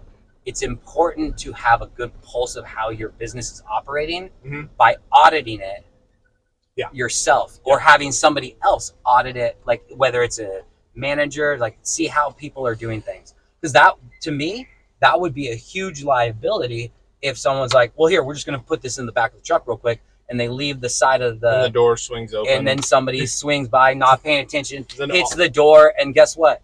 You're the one that should be responsible in that situation. Because they were on the road, and there's this awesome video of this dump truck driving down the road, and they didn't latch the door. The door swung open and took out a car window. Yeah, like so. Yeah, I mean, okay, fair. Little things like that, fair. Like where it's important because, like, I trust what I'm going to do in my business because I succeed or I don't, and I think a lot of business owners think that way. But it's important to understand, like, yeah, you want to believe in your employees, but you have to help train them on how to behave in the workplace, and especially as it pertains to safety. Right. Especially safety and because work on the treatment of other employees and stuff like that, because that also happens too, right? Say that one more time. So, like, does that, like, SA claims against other employees, that also makes you liable, right? Wait, SA claims sexual assault? I guess SH claims. What are SH claims? Sexual harassment. Oh, sexual harassment. Okay. Now I got to cut that out. Yeah. Oh, SH claims. Yeah, SH claims. What was the question? Say that one more time. Do SH claims... It threw me off. I was like, what are you talking about? Yeah, so do SH claims... That affects the employer. So if, like, it's employee on employee... Oh, that's still going to affect the employer. So let's throw another scenario out there. Say you're looking at... or say you have two employees, right? Okay. And one's... actually, this is a claim that happened. So there was two guys at a office. Yep. And then and they were looking at some pictures of not anything terrible, not safe for work, appropriate, but stuff. Yeah, they were talking prerogative about women. Okay. And there was a woman employee that worked there and made her feel extremely uncomfortable. As it should have. Now, the employer had nothing to do with that, right? Guess what happened? She quit and sued for sexual harassment, like within what happened in the business with the employees. So it could just be what we used to call guy talk, you know? Sure. And now if I punish those guys by firing them for getting me sued, then I'm also on the hook for wrongful termination? That's a great question, but it gets back to what is in your employment agreement. Right. What is grounds for firing? Sure. Okay. Right? So that's where we get back to why is HR important? That is all figured out in your employment agreement. You're converting me slowly. Am I? Yeah, a little bit. Well, I am a big advocate for it. Yeah, big advocate. So switching topics a little bit, not really, kind of. I'm trying to find trash to pick up. I'm going over to Airport Road because there's always something over here. Let's do it. But rather than talk about catastrophe and would have beens and should have beens and could have beens, what's your favorite like time that you had a customer and you're like you knew what you were doing and that saved them from actually being compromised? Like, do you have it's like a success, like your favorite success story where you're like, dude, I saved the day? Specifically in terms of coverage or price? Let's go coverage, because I mean, price to me, the price is, you just bake that into the cost. Sorry, that's business. You bake it into the cost of your services. I got a good one on price, but let's see. Okay, so coverage. Let's go. Okay, so what's where I've come in and saved the day? Okay, I got a great one. This was a fire water restoration company. Okay, and they were they had a policy. It was through Progressive, and they were paying. Now, this is my best success story. Premium wise, I saved them over 250% on their commercial auto. Yeah.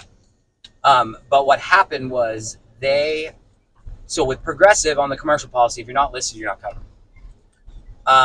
And they had how many employees did they have? They had like, I want to say it was around 15 employees. Okay. All the employees that were on the Progressive policy, all but 2 were still there, and it was the 2 owners. Yeah. So they have people driving their commercial vehicles out to California during wildfire season to help with the wildfires. Okay. So if they got into an accident, any of those employees got into an accident with the vehicle, it was not going to be covered by Progressive. They didn't know that. Right? Because that with Progressive, it will affect your rates based on who you add to your policy versus other preferred carriers. You don't get reprimanded. It's usually you're either eligible or you're not. But what happened was this company, they ended up having a claim. The vehicle was totaled out on their way to California. Yeah. And it was covered under my policy. I rewrote them. And this happened when I wrote it must have been like, it was within the first year. So I wrote them in like winter time, and then they went out to wildfire. They crashed. The car was totaled. If they did now, aside from saving them 250%, which is right there, I think that's my best success I've ever had in savings. But other than that, if they got into the accident totaled over $70,000, including the medical benefits. Yeah. It would not have been covered. So that the company would have had to pay that firsthand. For going out and helping. They got paid, sure. but they're driving their vehicles to California for wildfire season. Right. Correct. Yeah. I would say that would be one of the big ones, because I know I work with Progressive, and Progressive has their place too in the market, and they've been doing really well on certain industries, or even on personal insurance more than I've ever seen. Yeah. But you also have to know what you have, and it's different than a lot of the other options. Yeah. Being with a preferred company, so that I was really proud of that. That was probably pretty good. I'll say that was my most proudest moment. Mostly the savings to start. And I didn't want them to get in an accident, but I let them know when I first wrote them, and then that happened. Yeah. Hopefully I didn't jinx them. No wood. There's no wood over here. Oh God. Hey, so I think this is good. So this pile right here, Allie, we cleaned up most of this, but there's still a little bit left. It looks like some people added a bit more. Okay. And I think that'll top us off, and then all right, we can go hit it and let's do it. Be done.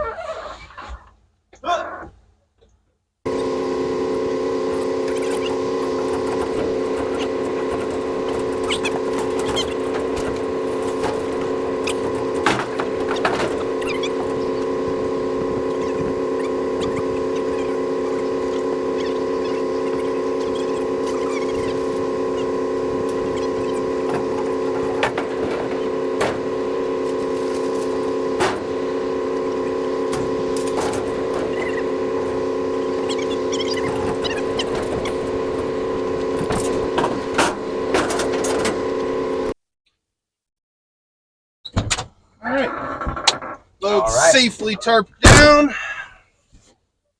These ladies may want to stop us and talk to us. I think one of them is one of the people that says something on the show, but maybe not. We'll see. Airplane.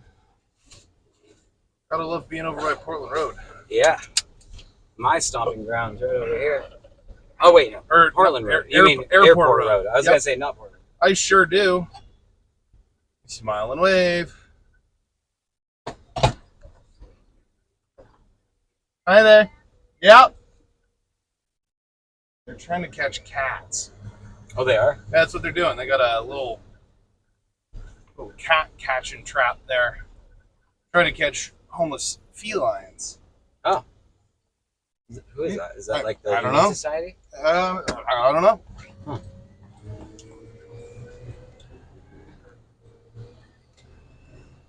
Flag Day recognition. Oh, is this like... Does Salem still do the air show? Well, we go to Flight Deck quite a bit. You been to Flight Deck? Yeah, I've been to Flight Deck. Yeah. Flight Deck. By the way, Flight Deck is probably one of Salem's like OG restaurant. OG, but like low key. Like yeah. Oh yeah. Like yeah. Not a lot of people even know it exists. I know. Like I know. I've lived here I lived here almost my entire life. I had been to Flight Deck one time. Never knew it was called Flight Deck because my dad brought me to Flight Deck. Okay. And then didn't even know where that restaurant was. Born and raised like right by Bush Park. Never been to Flight Deck my entire life until I had my son.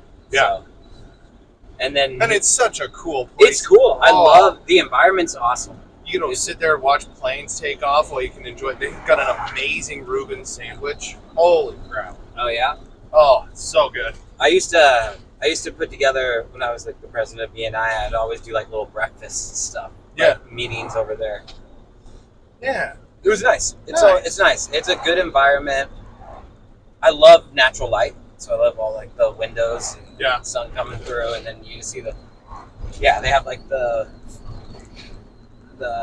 airport fire trucks, and the son loved those. So, yeah. Oh yeah. That's one of our go-to places if we're gonna go out with the kids for breakfast. Oh, they have a pretty good breakfast. I've only been there during lunch. Yeah, their breakfast is good. I get like chicken fried steak, all that good stuff, and just it's perfect like on a summer day when it's like sunny. It's like 8:00 in the morning. It's a great way to start out the day, in my opinion. But, well, you heard it here first, ladies and gentlemen. Yeah, Flight Deck. The restaurant Flight Deck off of over by McGillcrest and 25th. They are only open for breakfast on Saturdays and Sundays. I do know this. Ooh. I've had to figure that out because I've tried to go during the weekdays. And you're like, wait, where's the breakfast? Yeah. So, anyways, we've talked a lot about insurance. Let's talk a little bit about business while we're going. Yeah. So, what's your favorite, what's the hardest lesson, but your favorite lesson that you've learned in business? Ooh, hardest lesson, but favorite lesson. I don't know if it's necessarily like a lesson. I guess you call it a lesson. Just learning how to work with your so-called competitors. Like I'm all referral based in my agency. Yeah. You're never going to see advertisements, at least as of now. You're not. One day. Building relationships as the agency grows, maybe, yeah. But building relationships with your competitors, like that's the best thing you can possibly do. At least the best thing I could possibly do within my company. I work with so-called competition, but we are co-opetition, right? Like we work together. I call it.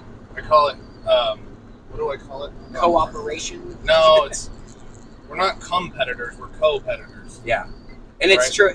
Honestly, it's true. Like when you think about being in a sales industry, and maybe you have one product, and then somebody else has different products than you.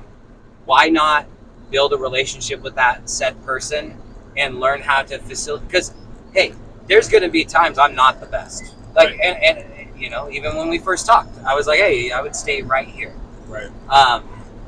But the way I look at it, like I'm in an industry where it has the most money in marketing dollars is in my industry. And it's like everyone's kind of out there to get their own. It's like, but when you figure out how to build relationships with people, it takes you to a place that you can't go by yourself. Right. So I will say that my biggest, tip for my success or being a business owner, I want to grow. I want to have advertising eventually, but how do I advertise when I have warm, like hot leads that are coming to me? Why would I want the cold or the warm ones? Right. And so the way I look at it is when you build connections, the businesses and the people will take you to a place that you can't get by yourself. Yeah. So I 100%. That's my number one. That's the number one thing to me. Like, you have to know what you're doing in my industry. Right. You have to have education, but I was going to say some of the I don't know who, but I think that there is some of my competitors that are contributing to this illegal dumping problem that we're taking on. So there is, you have to know what you're doing.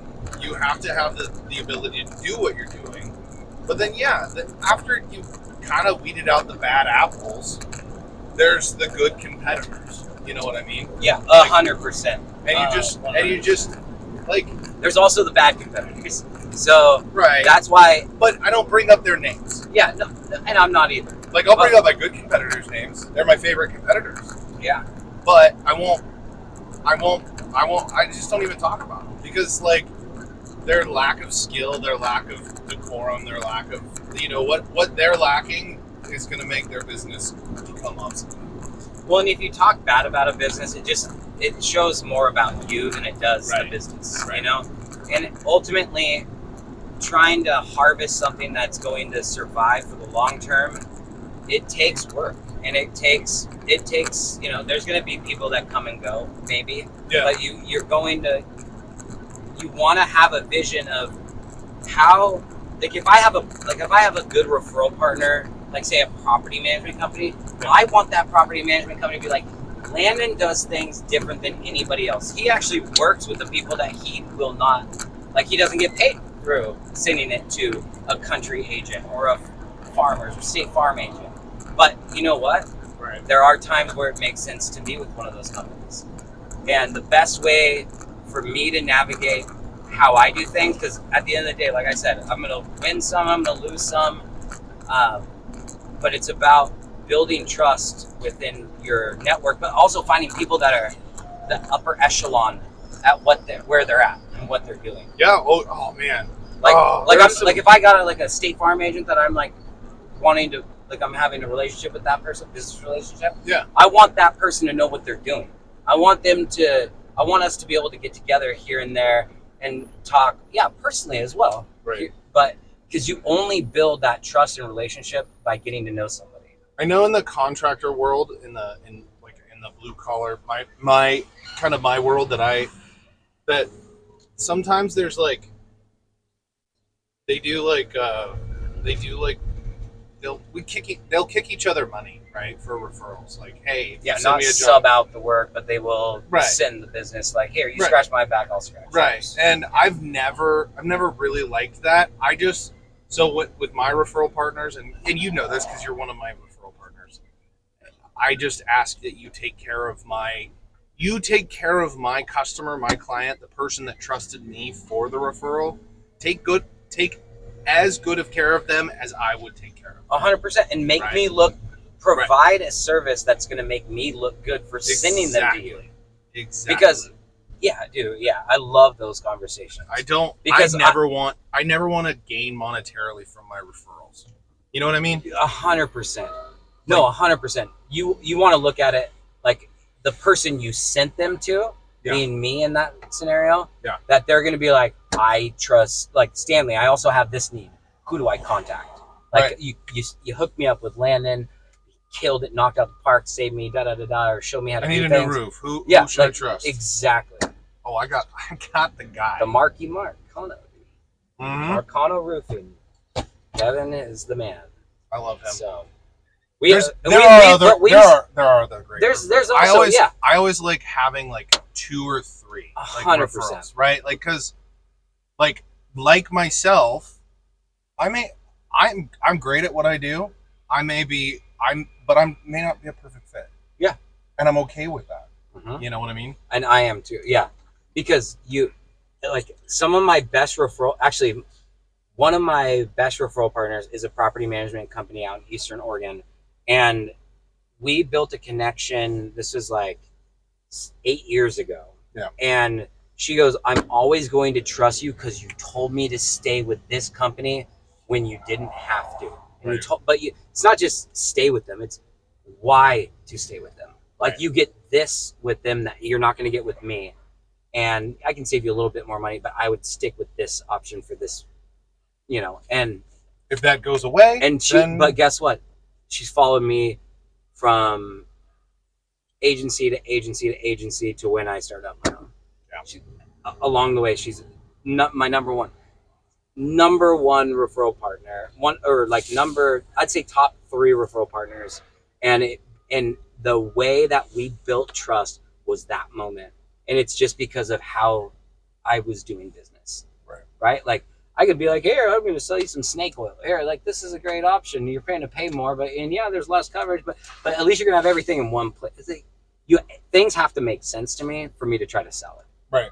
And it's not even selling. I look at it like I'm providing you an option. It's up to you if you want to take it or not. Right. Let me explain the differences. Here's where it can come in to benefit. Maybe I can get you the documents you need so you can get paid sooner. Right. Maybe that's worth another couple $100 if I'm higher. Right. So. Well, it certainly was for me, and then you ended up actually being cheaper. Yeah. We're getting close to the scale, homie. Oh, I need to guess, huh? Yeah. Okay, so what'd you guys have? You got 180 pounds, 180 pounds. I think aiming for. I'm gonna be real with you, because I love you. I do love Allie, and I love the fact that it says poop every day. Yeah. So. I don't think you're getting close to the 1100. I don't think you're at 11. Oh, you just cheated. No, I didn't cheat. I did. This guy just cheated. I was actually gonna say 950. Actually, 973 pounds. It's increments of 20. Okay, yeah, that's right. You did say that. So 960 pounds. 960. Yeah, he cheated though. He gave me the alley-oop. Yeah. Okay. All right. I did cheat. I'll give you that. But I was trying to help you. Yeah. I didn't help you that much. No. All I do is go around and save you money, and you just couldn't help me try to win. Can't even help me win this. Listen. No, I'm just kidding. It's got to be. It's not 960. It's got to be. Let me think. What we got? Let's go. Probably 100.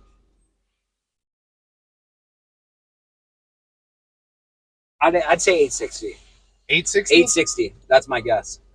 I like that everybody looks at the board. That's an interesting little piece. No. I wasn't looking at the board. I was looking in the back. Oh, okay. I was looking at I was like, okay, that couch is pretty heavy. That other one was a little bit less heavy. We don't have 2 of the shopping carts anymore. So you do. Oh, yeah. You get a 180. You get a 180 credit. You have to. Yep. Wait. You get a 180 credit because we said when we were picking up the shopping carts.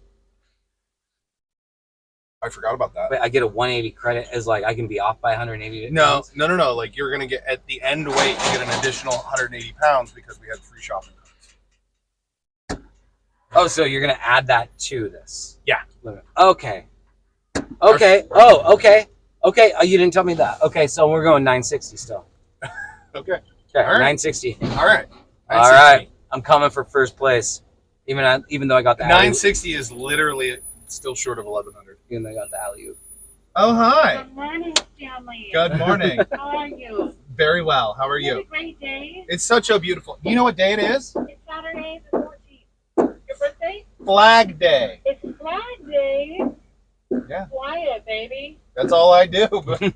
What's that big flag that you have? Remember the one?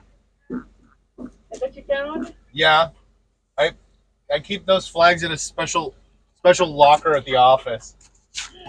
So, okay. What is it? 8,700. I was close. He said 960. Okay. You guys making bets?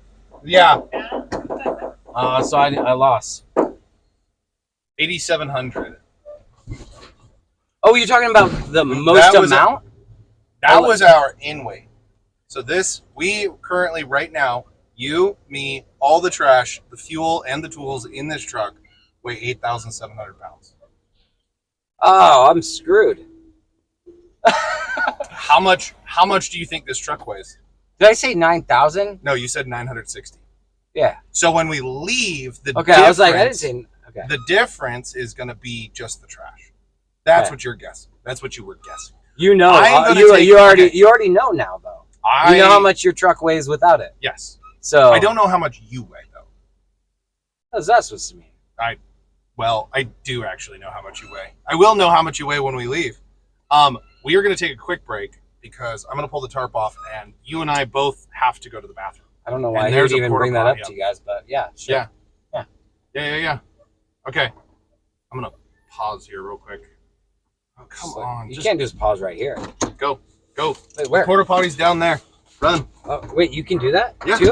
Hell yeah. Wait. Why? Because there's a porta potty in case people want to pee. Hey, the dump. I'm actually pretty surprised. The toilet's pretty clean, right? It's very clean. I thought it was going to be disgusting. It does not have any soap, which is the only down. Well, Inside, that's but why other I than that- carry hand sanitizer. Yep. No, man, you gotta. These contractors, they're clean people. We're clean people. People, we get a bad name, but Yeah. we're Well, generally People always pretty ask. clean. People usually ask, like, what are the tricks of the trade? And there's a lot. One thing I would say, if anybody's listening that has personal insurance and you ever get rid of your personal vehicle, do not cancel the policy. Do not suspend the vehicle if it's going to take a couple months to get a new vehicle. You will be in a tougher situation if you completely cancel the car and try to go out to the market to get another policy. Really? 100%. Damn it. It's one of the things that people do not think about, and they pay astronomical rates for not having continuous insurance for 12 months. So that is a huge thing for personal.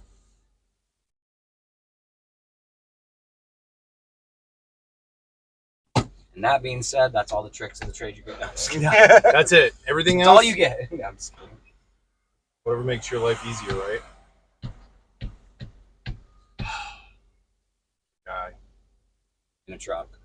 Just a guy in a truck. Liking this tarping system you guys got here. My dad always said, Trusting never or not. trust a guy in a truck when I was a kid. Well. Come on. Look at me now. Look at you now. Look. You're trusting one Look right at me now. now, Dad. Yeah.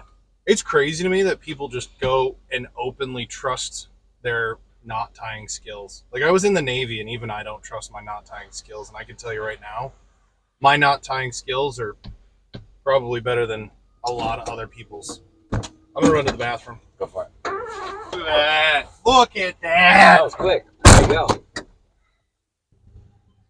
Is this commercial dumping? No, so this lane is for dump decks. That's for hand unload. Okay. But sometimes they've got this one that they'll open over here. So when the dump bed line starts getting extra long.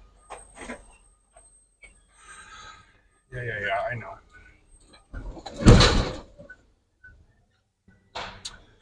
Alrighty. Look at that trailer. Isn't that thing a beast? So there's some for the rest of us, dude. Right? Alright, I'm going to open the back doors. Yeah.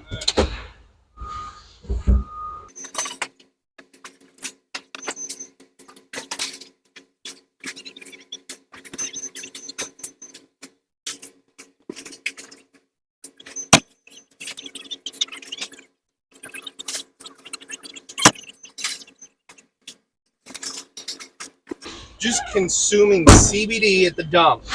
Wow. And you want to lecture me about safety? I'm not driving. And CBD is not a psychoactive element, so we're good. Oh, okay. Yeah. I don't know. Oh, you want to calm I'm- your nerves? Oh yeah, you want to get messed up and calm your nerves? No. Oh, okay. You're not gonna get messed up, but it will calm your nerves. Okay. Oh.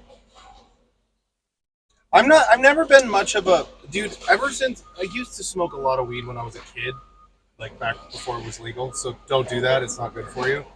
But I'm not the same as I used to be. Like I don't have an affinity for it. Like now that it's all legal, This I isn't think that- weed. I mean, it comes from cannabis. Yeah, but it does not. Like, I'm not getting high. I know. I'm not saying that. Oh, okay. I think that there was probably. This is how your insurance gets written correctly. Just kidding. I probably need to cut that out. It's not true. But no, I think that there's probably a little bit of a rebellious part to me that, I don't know, maybe. I guess it has a stigma. We got this from Ross, so it's not. When like, we were returning a cart, we didn't go to returned a cart, got some CBD. Yeah. All Gucci. Yeah, well, they didn't give it to us for free, but yeah, No, well, they didn't. they should have. Yeah. So yeah, it was like, I mean, we saved them like $400 on a grocery cart.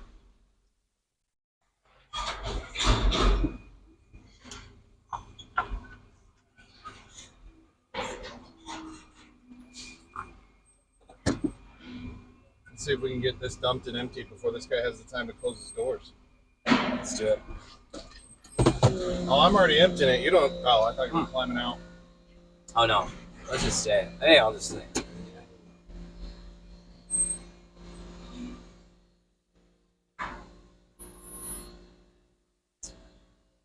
Just waiting.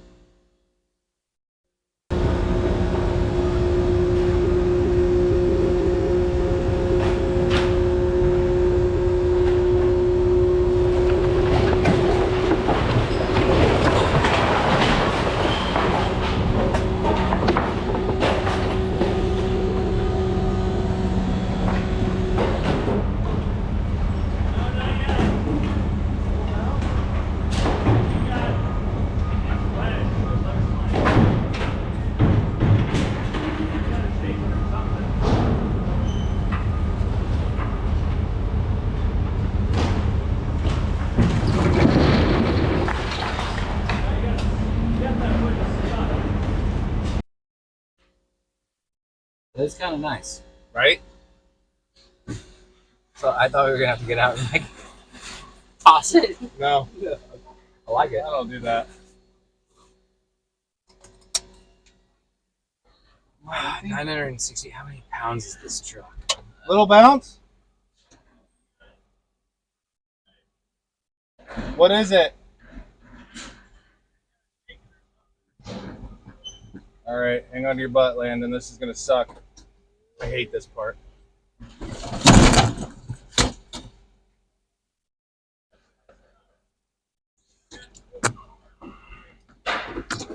We got the camera.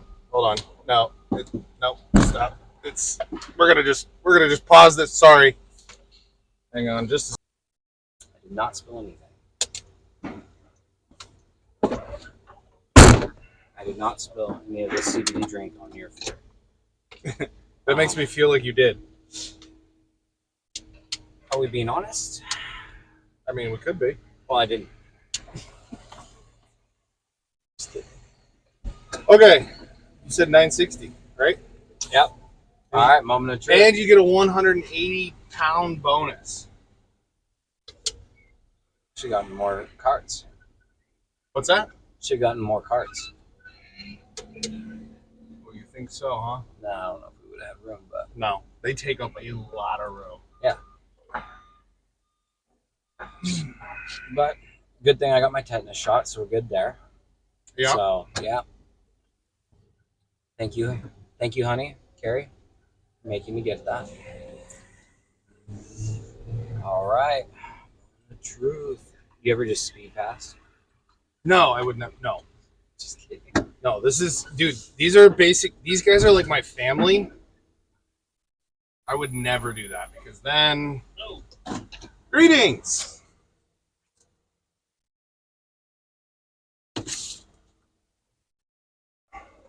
You got room if you want to pull up a little bit. Does it go Hit up? me on the scale real quick, and then I'll pull forward. Even right that you're still on right there. Total study one.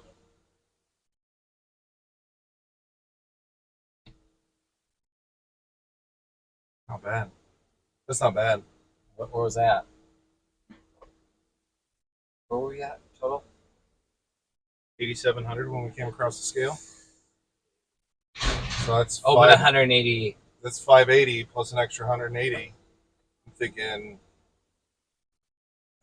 I don't know. 760. We gotta get the final say from the bowels. 760. Right? You're all set. Thank you, sir. Good luck. You too. All right. Here we go. So am I first or second place? So let's see. With the 180, 760 pounds. Oh, and I said 960. You said 960. So you were 200 off, but there's no rule on Hey, that. this is the first time I've done this. That's not pretty. That's pretty not too good. bad. That's pretty Yeah. good on a warm day. We've had, low moisture in the junk room removed Yeah. because water does play a factor. Yeah, Kilbride Insurance junk removal is coming up. So, Yeah? You know? Yeah. Well, Just kidding. I'll be happy to be your competitor. Anyways, I wouldn't trust myself going up against you. Stop. You're the baller in the industry, dude, not me. Stop. No, I'm one of many ballers. Okay, so how can people find you if there's a business owner who's like, yo, I like my insurance guy, but I need a second opinion. Yeah. How do I get a hold of Landon Kilbride? Best way to get hold of me, I love phone calls. The number I have is my cell, so phone number is 503-508-8607. That's my cell. Once again, it's 503-508-8607. You can also reach me at my email, which is Landon, Landon, at Kilbride, KilbrideEIG.com. Perfect. Yeah. Anybody has any questions? You want to just run anything by me to see if you're paying too much, you don't have enough coverage, or see if you're adequately covered? Give me a call. Like, there's no obligation. We just have a conversation and see if it makes sense. If it makes sense, it does. If it doesn't, it doesn't. So, but at the end of the day, no matter what, I will have a game plan for you. So Cool. All right. Well, big thank you to you, Landon, for being in the truck. I appreciate you. One last thing I want to say. Yeah. Is I just want to say I really appreciate what you're doing with this. Mhm. It's a good message to clean up the community, at the same time be able to spot businesses and talk about them. And I love the mission. It's not just like another podcast. We're actually out there cleaning up the community. And I just want to say I appreciate what you're doing, because it's having a good effect on our society. I So, think so too. I appreciate you. Appreciate you. Thank you. And thank you to you guys. Thank you guys. Don't forget to like, follow, subscribe, do all the social media stuff. And Landon's going to put his paint up on the window. Adios. Take care.